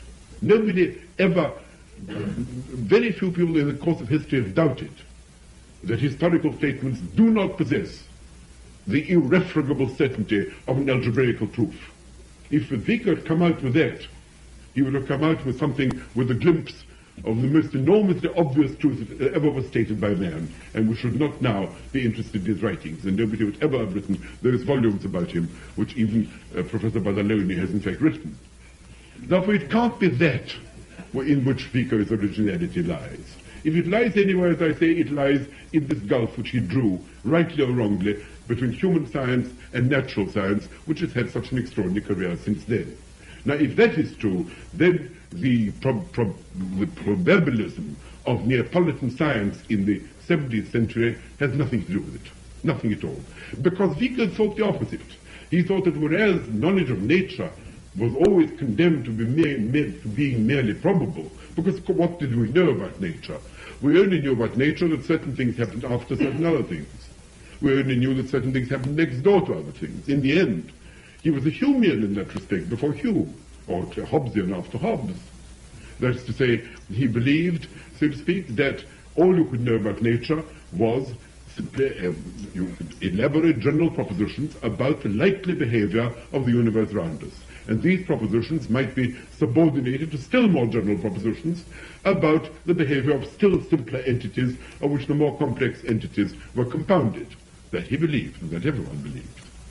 But he thought that we knew rather more about this, knew rather more about human beings, because there we could trace something which we can't trace in nature, which is, so to speak, the relationships of the inner life. The relationship between a man's ambition for something and its fulfillment is to him something quite different from the relationship of, let us say, a glass of water and the piece of paper which it makes wet. The relationship of two physical substances just has to be taken for granted on the basis of observation. You observe that substance A and substance B, if placed together, if placed next door to each other, produce the following effect, or are followed at any rate by the following phenomena. And this you can then subsume under wide general laws of what in general happens when something of the kind X is placed against something of the kind Y. And functional laws about the more X, the more Y, or the more less X, the more Y, or whatever it may be. I mean, the whole body of science then becomes an enormous concatenation of the interrelationships of these things. But you can't pretend to understand it. There's no understanding involved. All you can have is knowledge and guesswork, verified, falsified, and ultimately a body of knowledge. In the case of the inner life, at least according to Vico, you understand why human beings behave because you understand what the purpose is. You understand what the motive is. And therefore, explanation in that sense of saying why did he do it can be answered. Why do trees grow? We don't know. Why is glass harder than paper? We don't know why. We know that it is. And we know how it is. But why it is, who made it so, if any, or whether anyone has, what it intends by doing it, what glass is at, what paper is at, so to speak. That is the question which we can't ask, because in fact we don't think they're at anything. But if they were at something, we wouldn't know it. In the case of human beings, I say this, I'm afraid I'm repeating myself, I say this umpteenth time, we can say why. And we can say why, because there is some kind of inner continuity of which in some sense we're aware of in ourselves by introspection, and in the past by this mysterious property of being able to enter into the imaginations of those early peoples, though what entering is he doesn't explain, and this remains a problem for us still. The amount of progress made by, I think, the philosophy of history in allowing us to know how it is ultimately that since we can claim to be objective about knowing what it would be like to have been an ancient Roman, and not simply what we think we would have done had we been there, which is quite a different question. But what we would have done if someone very unlike us had been there, into whose skin in some mysterious way we're able to enter. The amount of contribution which has been made by modern thought to that is comparatively exiguous. But at any rate, that is a question which has been put very pointedly by Vico. And therefore I have to go back to Professor Badaloni. His enormous volume does appear to me, on the whole, to rest on a mistake, and not to illuminate where Vico drew this from. It's, as I say, intrinsically improbable that he had the faintest interest in Bishop Caramuel, but even if he did, it wouldn't have helped him much. So we are left with the old question, where did it all come from? Perhaps it doesn't come from anywhere. As I say, it's perfectly possible to say men are sometimes original. Sometimes they think of things for the first time. There's no need to assume that everything which anyone has thought he must have cribbed from somewhere, so to speak, or even that all knowledge is nested in the putting together of pre-existent elements. This is a very crude physical theory of the conservation of intellectual matter, so to speak, which never gets lost, which simply gets atomized into little bits, and all that happens is endless recombinations of it. In fact, it is an ancient Greek theory, but Vico wasn't obliged to accept it, because the notion of creation, making something out of nothing, is a Judeo-Christian notion which he fully accepted and indeed uses in the most fruitful possible way, because he's always talking about creation. That's what expression is. That's what art is. That's what religion is. That's what all these things are which he's discussing and so on. In the classical world, I think there is some suspicion that nothing is ever created. Everything is merely recombined and recomposed. But I don't wish to enter into these deep waters. So we have to ask ourselves, where does it all come from? Now,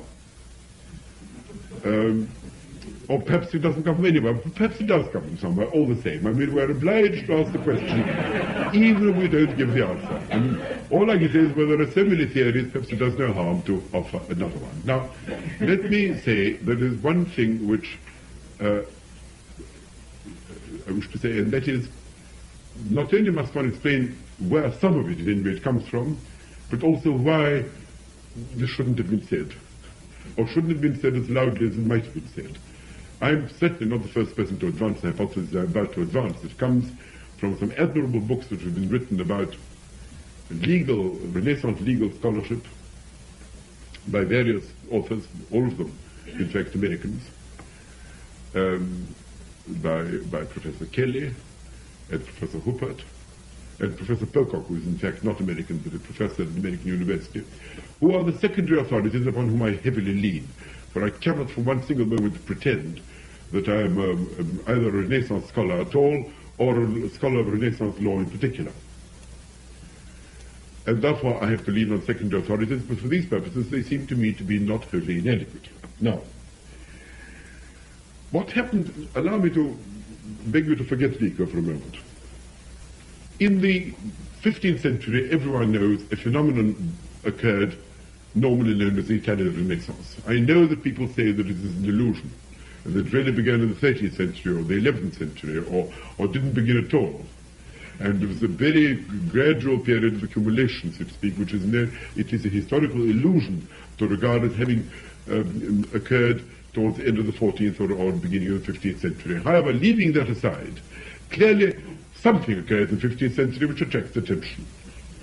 And among these things is the great burst of interest in classical scholarship on the part of Italian scholars, particularly grammarians, philologists, and more particularly Lorenzo Valla. Lorenzo Valla, who wrote in the first half of the 15th century, first and the second third, really, was by nature, as I say, a grammarian and a philologist.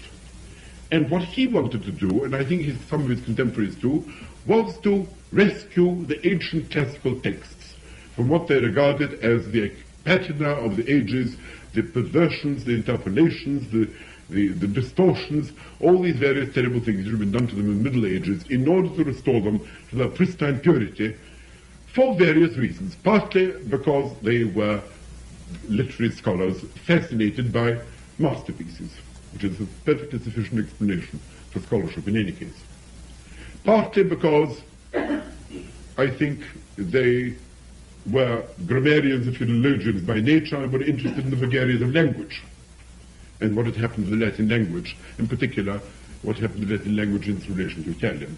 But also, and this has to be stressed, because I think a good many of them thought that what these authors, these classical authors, said was true, and what the medieval authors said was on the whole false. That's to say, there were certain great truths discovered by the great philosophers of antiquity, great architectural truths by the architects of antiquity, great legal truths by people who believed in natural law, let's say Aristotle and the Stoics and Seneca and the like. That there were great truths which the great Roman lawyers had enunciated, which had become lost or perverted as a result of the distorting activity of the monks, the hateful monks of the Middle Ages against whom these persons had set their faces. As you know, it was a strictly secular movement. And one of the things, of course, which Valla and his successors, particularly in the south of France, particularly the great legal schools, both in Turin and in Valence and in Bourges and towns of that sort, had set themselves to, was the cleaning up of these texts. The great text, of course, which was particularly restored, was the text of the Justinian's Digest, which was not only restored in the sense that it was extracted from underneath what were regarded as the monstrous interpolations and perversions of the Acustianists and the Bartolists and the Baldists and all the other terrible medieval interpreters. Not only that, but far worse, it was discovered that the great editor Tribonian, Justinian's editor of the Digest, himself was not only not without fault, was one of the most abominable editors who could ever have lived. That he lumped together and squashed into a kind of single whole the pronouncements of Roman jurists of various ages without attributing them to the specific jurists who attributed. Gaius and Papinian and others had been thrown, and Alpian had been thrown into one vast pudding by Tribonian, and that this also needed restoring, reconstituting. And so Tribonian was taken to pieces. And Alpian was restored, his texts were restored to Alpian, his texts were restored to Scaevola, his texts were restored to Gaius. These things were chronologically attributed properly, philology was brought into play, the actual styles of these writers were brought into play, and a great cleansing operation then began to occur. Valla went further than this and said that words must be understood as the people use them, not as philosophers use them. That all kinds of monstrosities have been bred by philosophers, which has blinded men's vision. Aristotle had talked about being qua being. There was no such thing as being. Being was an adjective. There was no such noun. There was no such substance. Aristotle also talked about entities. There's no such thing as entitas. It's a Roman monstrosity. Ens is a very poor sort of adjective, but entitas doesn't exist at all. And if you eliminate all these voces nihili, all these words which mean nothing at all, then you might get some kind of vision of what these people were really talking about. The first thing to do was to clear away, on the one hand, metaphysicians, on the other hand, theologians. When you've done that, there is some chance of progress. This is the original, so to speak, what might be called paleo-proto-Voltairean, so to speak, move, so to speak, towards the purification of text and the recovery of sanity and wisdom. Well, the great lawyer Cujas in the south of France proceeded to do immense pioneering work on Roman law. His various pupils, people like Hotman and Baudouin, had done so too, and there was a great deal of work done on this. But one of the motives for this, of course, was not wholly disinterested. And that is, by the time that the Reformation came along in the 16th century, political motives began to get mingled into what might be called purely scholarly ones. If you were a reformer or a Huguenot, you had a certain natural interest in trying to demonstrate that the texts quoted by the papalists did not have the force which these papalists attributed to them.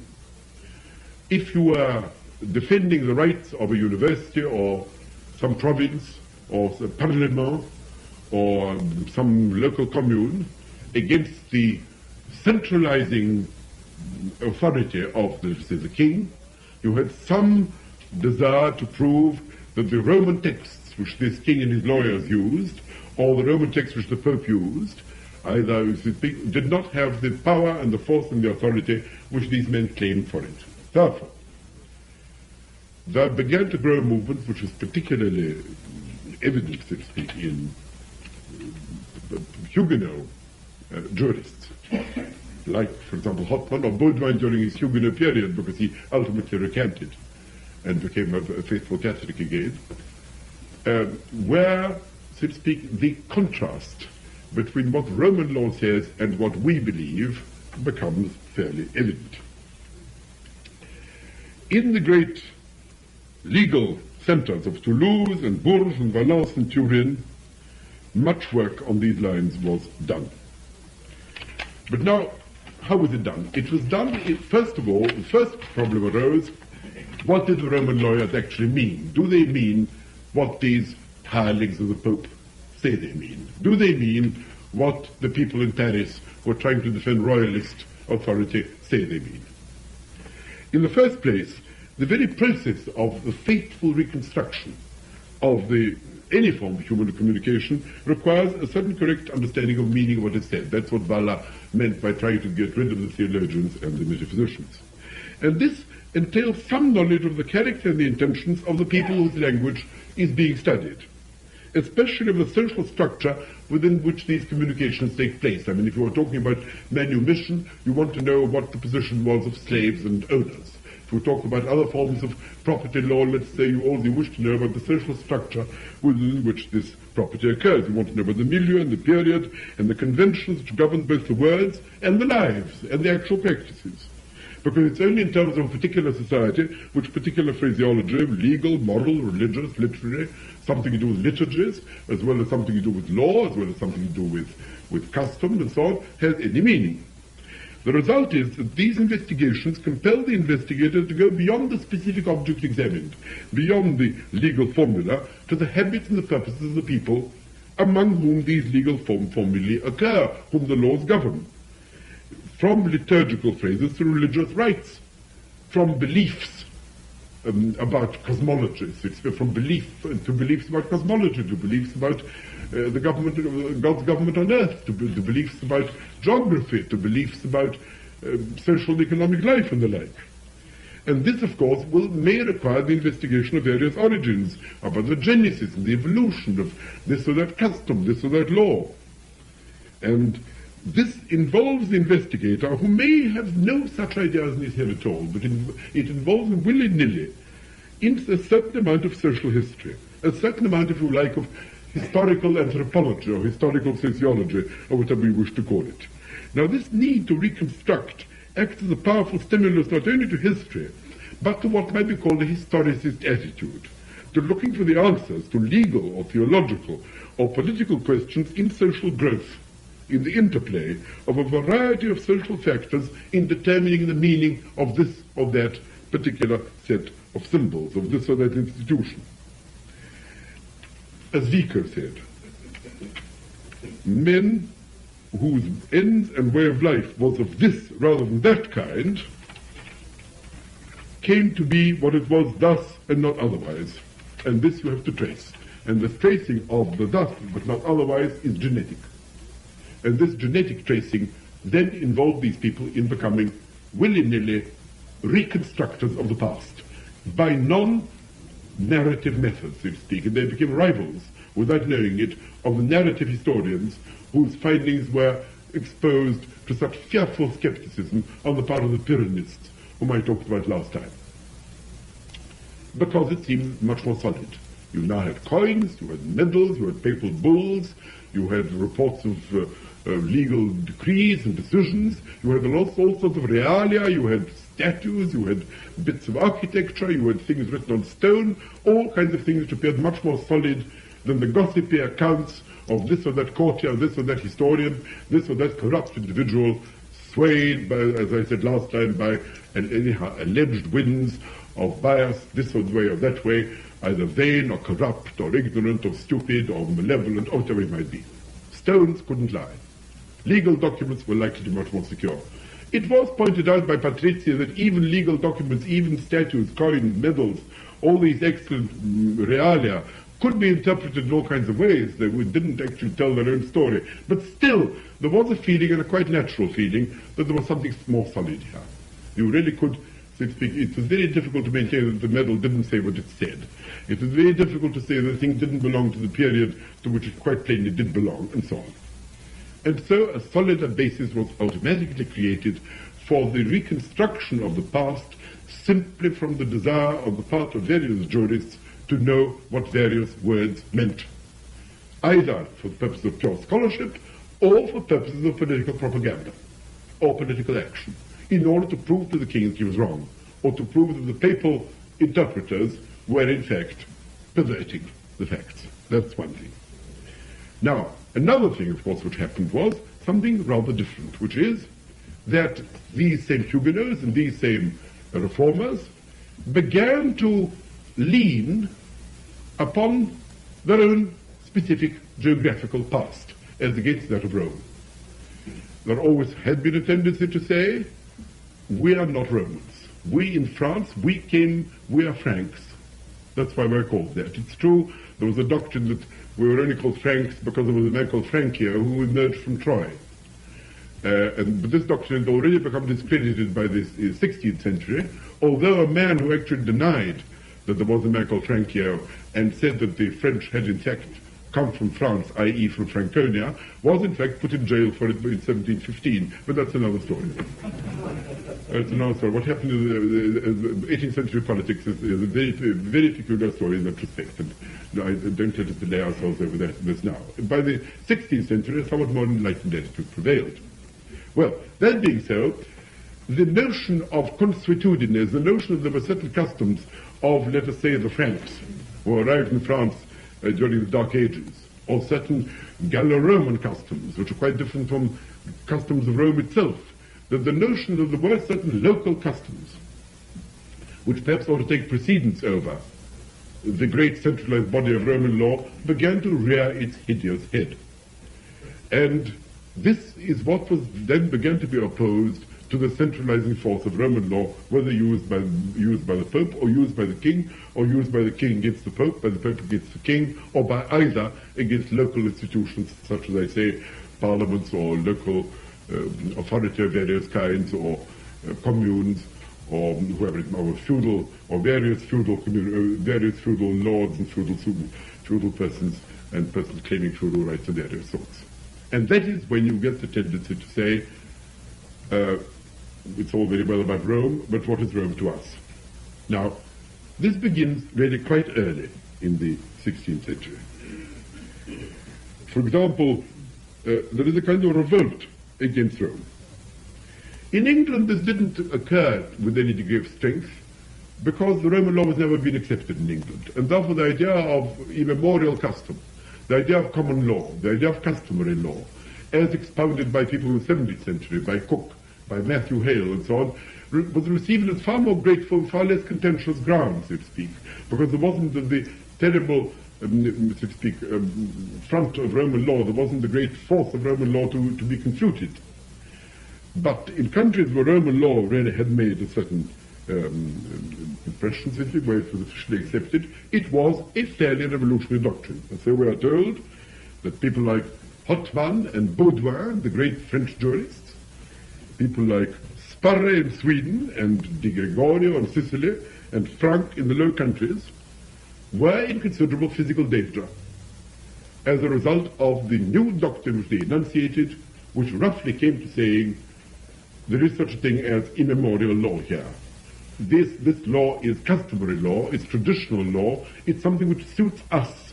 It's something which has grown into, so to speak, our particular tradition. It was not made by men, and it can't be unmade by men. It goes into the dark, impenetrable origins of our societies. And the fact that the Romans may or may not have been here, the law may or may not have been imposed upon us, is neither here nor there. We are Swedes. We are Dutchmen. We are Sicilians. We are Frenchmen. We are not Romans of the 3rd century A.D. And there is no reason for supposing that Roman law has any particular application to us. Well, as I say, the chief motive for this, even in England, but certainly in these various countries, was, of course, political. That's to say, an attempt to establish localism of some sort, resistance to centralizing power, desire to establish some kind of authority for some kind of local or personal or regional or politically separable liberties of various sorts, even as happened afterwards in the 18th century when people like Montesquieu and Boulainvilliers were also arguing in favor of the Frankish invasion, the importance of the fact that we, the French nobility, are descendants of the Franks and must have special privileges against the crown, a position against which Voltaire mocked so very successfully. Well, this is what certainly, I mean, this is certainly how the movement developed. Let me quote you some of these texts. Hotman, for example, who was, as I say, a Roman, anti-Roman jurist of the middle of the 16th century, in the book Franco Gallia, which is a great defense of the fact we are Franks here and not Italians. Franco, the Gauls are really, the Franks came out of the German woods in order to rescue the poor Gauls from the horrible yoke imposed upon them by the beastly Romans. That was the doctrine. And rescued them by God, and made a nation of them. And that is why the Franks and the Gauls have a natural sympathy and symbiosis with each other, whereas the Romans are just old oppressors, fortunately thrown out by these lovers of liberty who come out of these dark woods. That was Hoffmann's original, what might be called Germanistic thesis. Hoffmann says that, and he quotes Burgundian law, he quotes laws of various Flandrian sources and so forth for these purposes. He declares every people has its seasons, its changes, its particular morality, its particular mirth. Each has its own complexion et humour, its own complexion and, as it were, flavor. Each has a specific territory of its own. There is no timeless wisdom here. Justinian's codex has nothing to do with us. We propose to take what seems relevant to us. Roman magistrates are no use to us. Bodin, who is an equally important lawyer of the time, as everyone knows, ransacks everything: diplomatic history, monuments, papal bulls, legends, myths, fables, every possible source in his enormous works, not so much for the purpose of proving that things are different in different countries from what they are with us, but just to see how people succeeded and how they failed, in order that he might apply the result of this to us in a utilitarian spirit. But Bodin too discovers there are all kinds of extraordinary things that happen which are non-Roman in character, and there is absolutely no reason why Roman law should have any particular relevance to us. Perhaps we should draw wisdom from somewhere else. The jurist Baudouin says, law and universal history are undivided limbs of one body, and cannot and should not be sundered from one another. Unius corporis indivisae partes, aut membra, divelle neque possunt neque debent. That is to say, law and universal history are one, and we cannot understand law unless we understand history, and we can't understand history unless we understand law. Is the condition of the Church made clear unless we also give an account of the Commonwealth in whose bosom, as it were, the Church is nourished?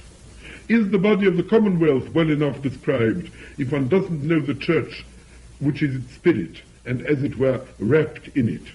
I shall live to see a universal history assembled, he wrote in about 1574. I shall live to see a universal history assembled, sacred and civil, old and new, our own and foreign. Then, out of these two bodies, these two corpora, as it were, out of history and jurisprudence, I should like in one single volume to be made. I have not yet been able to decide whether history throws more light, derives more light from books of jurisprudence, or on the contrary, jurisprudence from the monuments of history. There must be one culture, and it's the historical culture at that. And in an even more Vickian manner, he says, men are not mere spectators of life. Men are judges and interpreters of it. Judex vel interpres of life.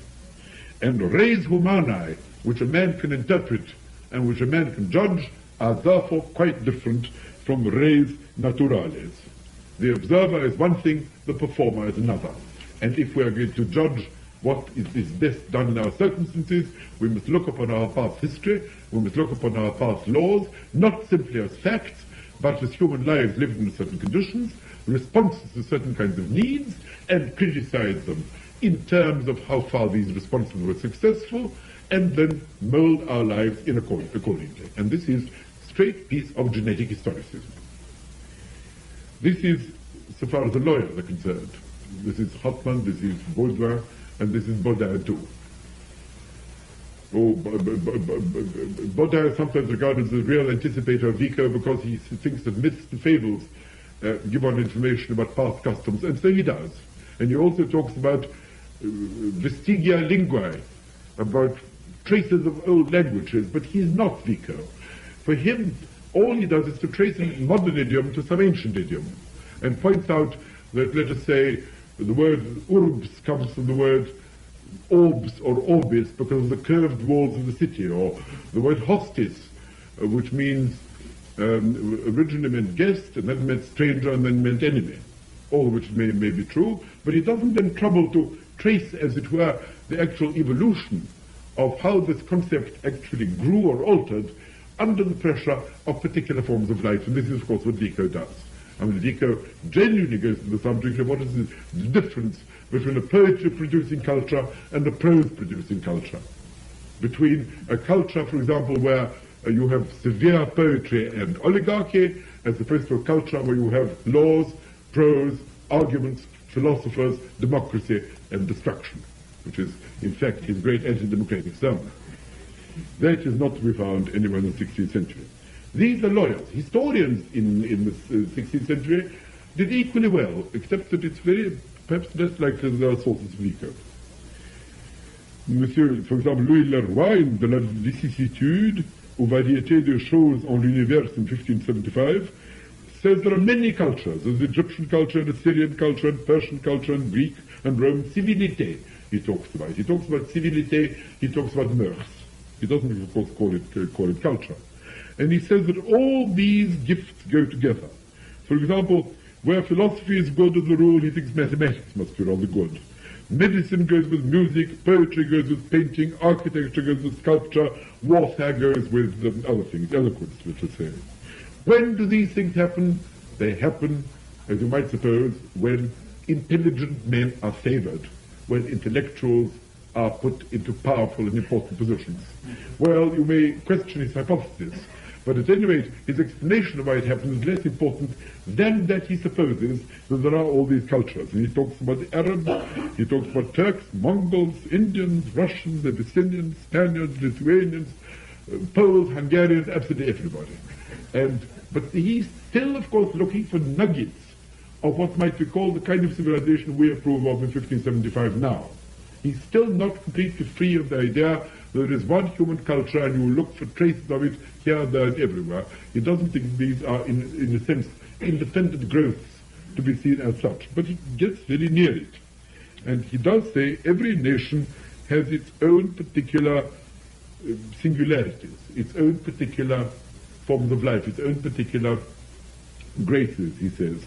Chacune nation a ses grâces et ses singularités particulières. Each nation has its own character. And he says that like everything in the world passes, languages, like all things, have their beginnings, their progress, their corruption, and their end. This is very like Vico, where language is, of course, a symptom of culture in general. And in Leroy, something of the same sort is present. So Pasquier, in 1560, in Recherche de la France, says that Rome and France are each a civilization, but are not the same. Our administration has nothing in common with theirs. Roman magistrates don't exist here. We don't have plebeians. Why should we study Roman history? Why should we build buildings in the Roman style? It's true the Louvre is really quite a nice building, although it's built in a more or less neoclassical style. But our style is just as good, if not better. The idea of copying Rome is ridiculous. And Erasmus comes to his aid and says, Cicero would have laughed at our modern Ciceronians. If you want to be like Cicero, you mustn't imitate Cicero. You must be original like Cicero. Practice your own style as well as Cicero, and Cicero would have admired you. Imitate Cicero, and Cicero would mock you. And this is a new note, which would not have pleased Valla, for example, would not please those Renaissance scholars who really believed that some kind of eternal truths were buried among the ancients, and if only we can dig them out and live in their light, perhaps everything will be all right after all, which is the general view that there is some kind of single, unvarying, universal truth, and that the ancients possessed it and the Middle Ages lost it. That's quite a different doctrine. La Papelinière, who wrote a book called The Idea of a Perfect History, complains that the ancient historians don't tell us enough about Greek mœurs, la police des Grecs, Greek civilization, that means, Greek polite civilization, so to speak, I mean the Greek polish, as it were, the polished life of the Greeks, of the façon de faire of a people, the way in which they lived, of the forme de vivre, of their ways of life. And he says, all we can discover about early peoples is through their poetry, because poets are, after all, the first historians. That's something which Vico could certainly have said. And even though Baudin's interest is purely practical, I mean, how can we use this or that technique which we find among the Portuguese or the Chinese, or whoever it might be, yet he too actually adds the sum of knowledge. But people like Vignier or Pasquier, for example, or La Popelinière are genuinely disinterested. They're genuine historians. Pasquier, for example, points out there is no good attributing everything to physical causes. After all, Greece, once upon a time, produced marvelous men of genius and is now a wretched country full of nothing but worthless peasants. Africa produced some of the greatest and most learned Christian doctors and saints, and now, this is 1560. Germany, once a dreadful country of barbarians roaming in woods, and now a civilized and splendid country full of arts and sciences, much to be envied. France is not for these people a race, and it isn't a state. It's rather like what Rome was to jurists like Cujas and Alciati. It's a language, a style, and a culture. If one knows the way of a life of a people, one can conjecture what its laws are. Statutes and ordinances are a clear mirror of a nation's character, said one of them. That is why natural law is no good. This is Pasquier again. Natural law is no good because the only natural law we know is self-preservation. That is true of all men everywhere, but it isn't enough. We can't explain human conduct simply in terms of one general principle. What we have to know are the particular principles which apply in particular circumstances, particular times, to particular peoples, and then we have some inkling of what the world is like, what human beings are like, what life is like, and what we ourselves ought perhaps in our particular circumstances to be doing. Now, let me explain what the consequences of this attitude are. And it's very well stated by Professor Peacock, Professor Pocock, on whom I'm leaning heavily. The first proposition is that the reconstruction of the past by non-narrative historians led to a new kind of history and led to a renewed interest in the past. And this really did, so to speak, produce a history which was a rival of narrative history and put it on the map again. And the second thing which happened was acute disappointment on the part of the neoclassicists. Instead of Rome being a homecoming, you see, Valla's idea, the idea of the early Renaissance scholars in Italy was, we've been wandering too long in these terrible dark woods into which we've been pushed by these ignorant and wicked priests and monks. At last, the sun will shine upon us again. We come home to the, so to speak, to the light and reason which all men crave whether they know it or not, and which Aristotle, Alpion, Cicero, Seneca, Virgil give us. Perhaps even Homer, although it's not much approved of at the time. But this is not at all what happened. Instead of coming home, instead of seeing this is it, this is really what we've always wanted and craved for, this at last are rational laws in terms of which we can live, they found that Rome was very, very unlike us indeed. So far from being like us, unlike us. So far from being cognate to us, foreign to us. And this administered a shock, which was, of course, exploited, as I say, by those Protestant and Huguenot lawyers who deliberately set out to prove that we have nothing to do with Rome. What is Rome to us? The Romans may have done it. What is Rome to us? What are the patriarchs to us? The patriarchs practice polygamy. We don't. Why should we be interested in what they do in the Bible? A great many ancient tribes practice incest. We don't. Very interesting to know they did, but no model for us. And the idea that the ancient world has no model for us is something quite new. And quite new because it, of course, breaks the sacred principle, and the truth is one, that wise men have always known it. The important thing is to discover somebody who tells the truth. Maybe Plato, maybe Aristotle, maybe Virgil, maybe Alcibiades, maybe somebody. But always look for such things, the answer, the one true answer to the serious questions which somebody possesses and which we might yet be able to recover by, as it were, archaeological means. That's number two. And this, of course, again leads to the notion of a plurality of cultures. So there isn't a single timeless, there aren't timeless truths. Aristotle is wrong, and the Stoics are wrong, and Seneca is wrong, and Alcuin is wrong, and St. Thomas is wrong, and Polydor Virgil is wrong, and Spinoza and Locke and Helvetius are all wrong too, ultimately, so to speak. This, I think, is the result of that. And this leads to the early emergence, so to speak, of the notion of what Wyndham Lewis, the English critic, once called the demon of the idea of progress in the arts.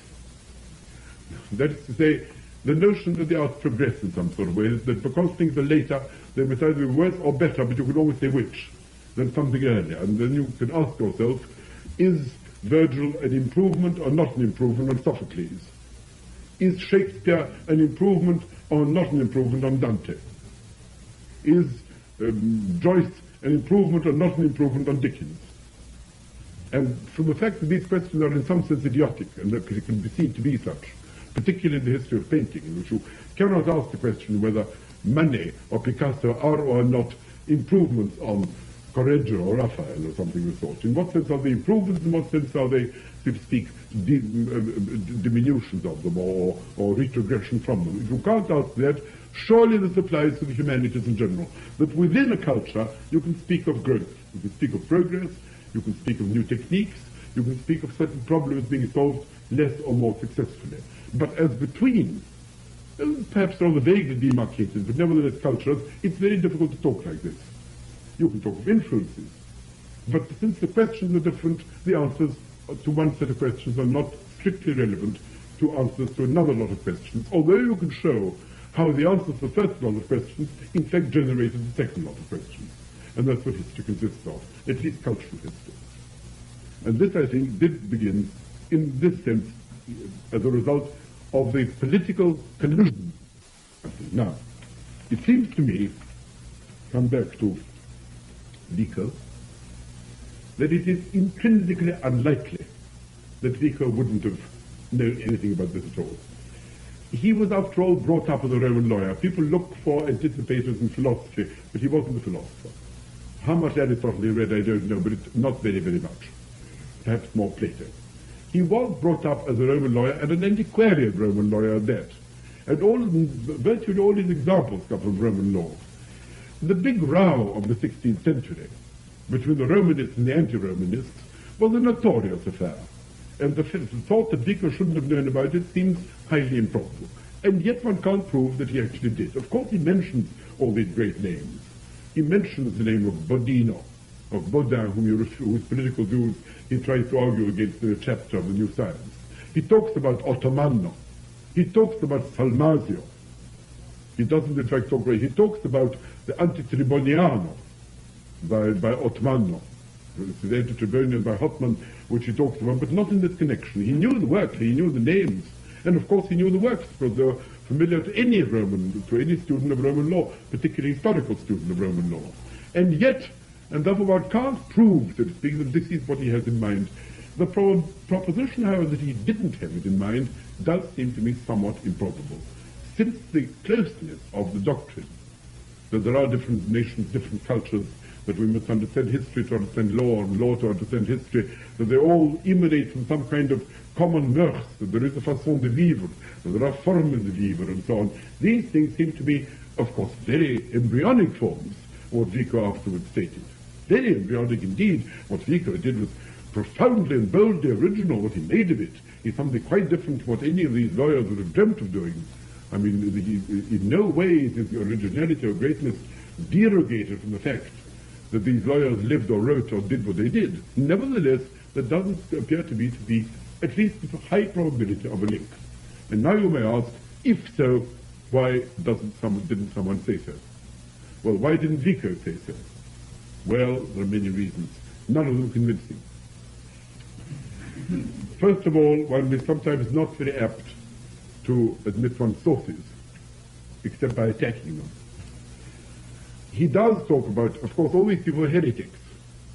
Well, you may say, he talked about Grotius and Bacon too, with great approval, and Selden, and other Roman lawyers of the 17th century who were also heretical, and Pufendorfio is always appearing in his text. But to that you can say, these people didn't attack the Roman Church. Grotius and Pufendorf seldom, and the others weren't militantly engaged in undermining the actual politics of the Roman Church, whereas the lawyers of whom we speak were still regarded with a certain degree of horror because, of course, they were engaged in violent political anti-papalist strife. Still, as I say, this is not wholly convincing. Secondly, you may say that he, in general, doesn't quote sources much for his most central ideas. Since he says that he's very original, his foot will now tread in lands where no foot had ever trodden before, rather like Machiavelli. It's quite a commonplace thing to say to people writing on this. For once, that he was right. It is perhaps would derogate from it a little bit if he said all these things. Of course, you must also remember that the new size is only a quarter of its original size. The original size was an enormous volume, even bigger than the present, in which he refuted and confuted a vast number of other lawyers and jurists. And he couldn't publish it because he hadn't enough funds. He dedicated the work to a cardinal who later became pope, who promised to pay for it, but in the end said that he had certain, sometimes happens, he had certain other obligations, he had certain other commitments, which made it quite impossible for him to do this. All the Vicar then did was to pawn a ring, but the pawning of the ring only produced enough money to produce a quarter of the original work, and so he destroyed 3/4 of it, and nothing remains. It may have been the making of the book, it may have been, but it may also be the case that all kinds of names which might have occurred in the destroyed 3/4 are now no longer missing. However, all this I may throw out as possibilities. There is one more thing I would like to add as a possible reason for this silence, and it's exactly the same. After all, there's something rather strange about the fact that Niccolini and all these other admirable, scrupulous, learned, and otherwise wholly explicit Italian scholars never mention these French names at all, never. There does appear to be some kind of gulf yawning between Italian and French scholarship, which at least in the days of Croce and his successors appears to me in a rather peculiar way to be yawning still. It was certainly wider in the 17th century. There were these two great establishments, the Mos Gallicus and the Mos Italicus. The Mos Italicus was in the interpretation of the law. The Mos Italicus was a narrow juristic interpretation of the law in accordance with the actual terms used, sticking to the professional terms of law. The Mos Gallicus, the French manner of treating the law, brought in history and other circumstances. And the warfare between them, not only at the level of the law, but at every level, Vico's first published work, or first important published work, was an attack upon the French for attacking the Italians for being romantic, for using too many metaphors. It was an attack on the Abbé de Bourg. It was an attack on various Frenchmen who said the lucidity of French prose, the exquisite freedom of metaphor of the great works of Racine are the model to the world, instead of these dark, tangled growths of Italian, exaggerated and exotic Italian rhetoric, which completely obscure the sense and are a form of degeneration of the old Roman spirit, of which there are unworthy successors, and so on and so on. You see, and Vico, who was a patriotic Italian, attacked the French for these monstrous charges and said children brought up in the French manner on the mathematics and the logic of Descartes would grow up completely shriveled and intellectualized and totally incapable of understanding what is worth understanding, which is art, literature, and religion. So the warfare was already on.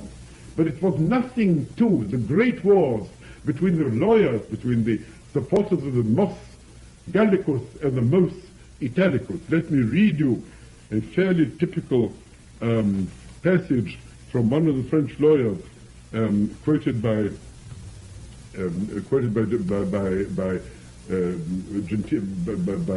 think Gentilis, who I think it is Alberico Gentile, yes, somewhere in the 16th century, if we speak, towards the end of the 16th century, about the Italians. He is the defender of the Mos Gallicus. He says about the Italians, I could quote it to you in Latin on the assumption that perhaps not absolutely everybody here understands Renaissance Latin, so perhaps I'd better read it in my rather inadequate English translation.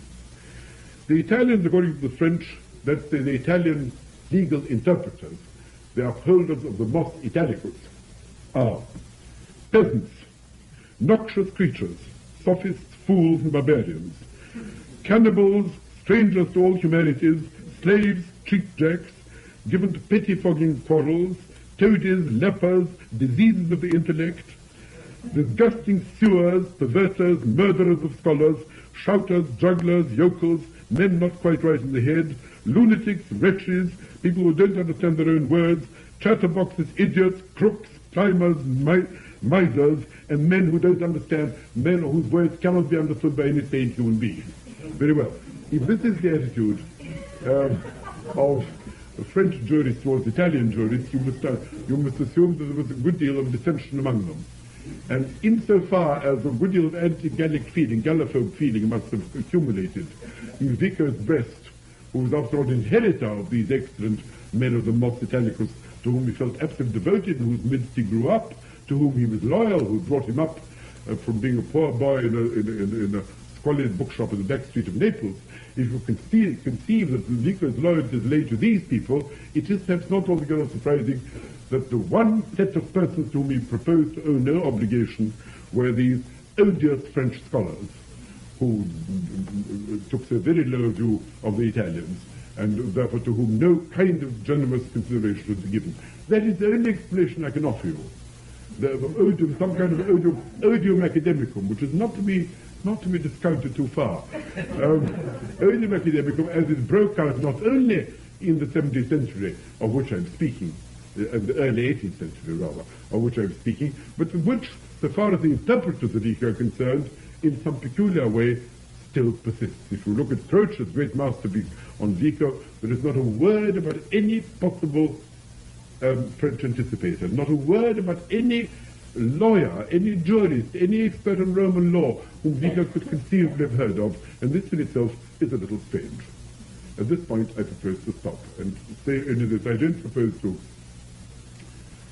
end this with a rousing peroration of any kind, but only to say that the whole course of these 3 lectures was only intended to demonstrate that the notion of the plurality of cultures is a comparatively late growth. That it began, that the man who probably put it on the map most of all, if only he had been read, was Vico. That it really derives from the political and social and juristic quarrels, it seems to be, of mainly stimulated by the Reformation in the end, both in Germany and in France. That the person who put it on the map in the end was, of course, Herder, who had this enormous influence upon every kind of linguistic nationalism, self-assertion of cultural groups, the whole notion of what might be called the search for cultural identity, which filled our world and has filled the 19th century too, in which almost every group, even the most peaceful, the least political groups, always tried to identify themselves in terms of some kind of historical culture to which, rightly or wrongly, they felt themselves to belong. I mean, after all, even the Austro-socialists, the mildest of men, were prey and victims to this notion, or perhaps quite justified supporters, of the notion of cultural, some kind of cultural autonomy, by which, although they might be living in Vienna, although they might be living in Trieste, nevertheless, their children were to be taught in Slovene or in Czech or in whatever it might be. And so we find it in Wales, and so we find it in Ireland, and so we shall doubtless find it in many places to come. And the sources and origins of all this appear to me to lie in no place other than the quarrels of men with the outlandish names of Hotman and Saumaise on the one hand, and various forgotten defenders of Henry III or the popes of the 16th century on the other. In this peculiar way, it seems to me, human history proceeds.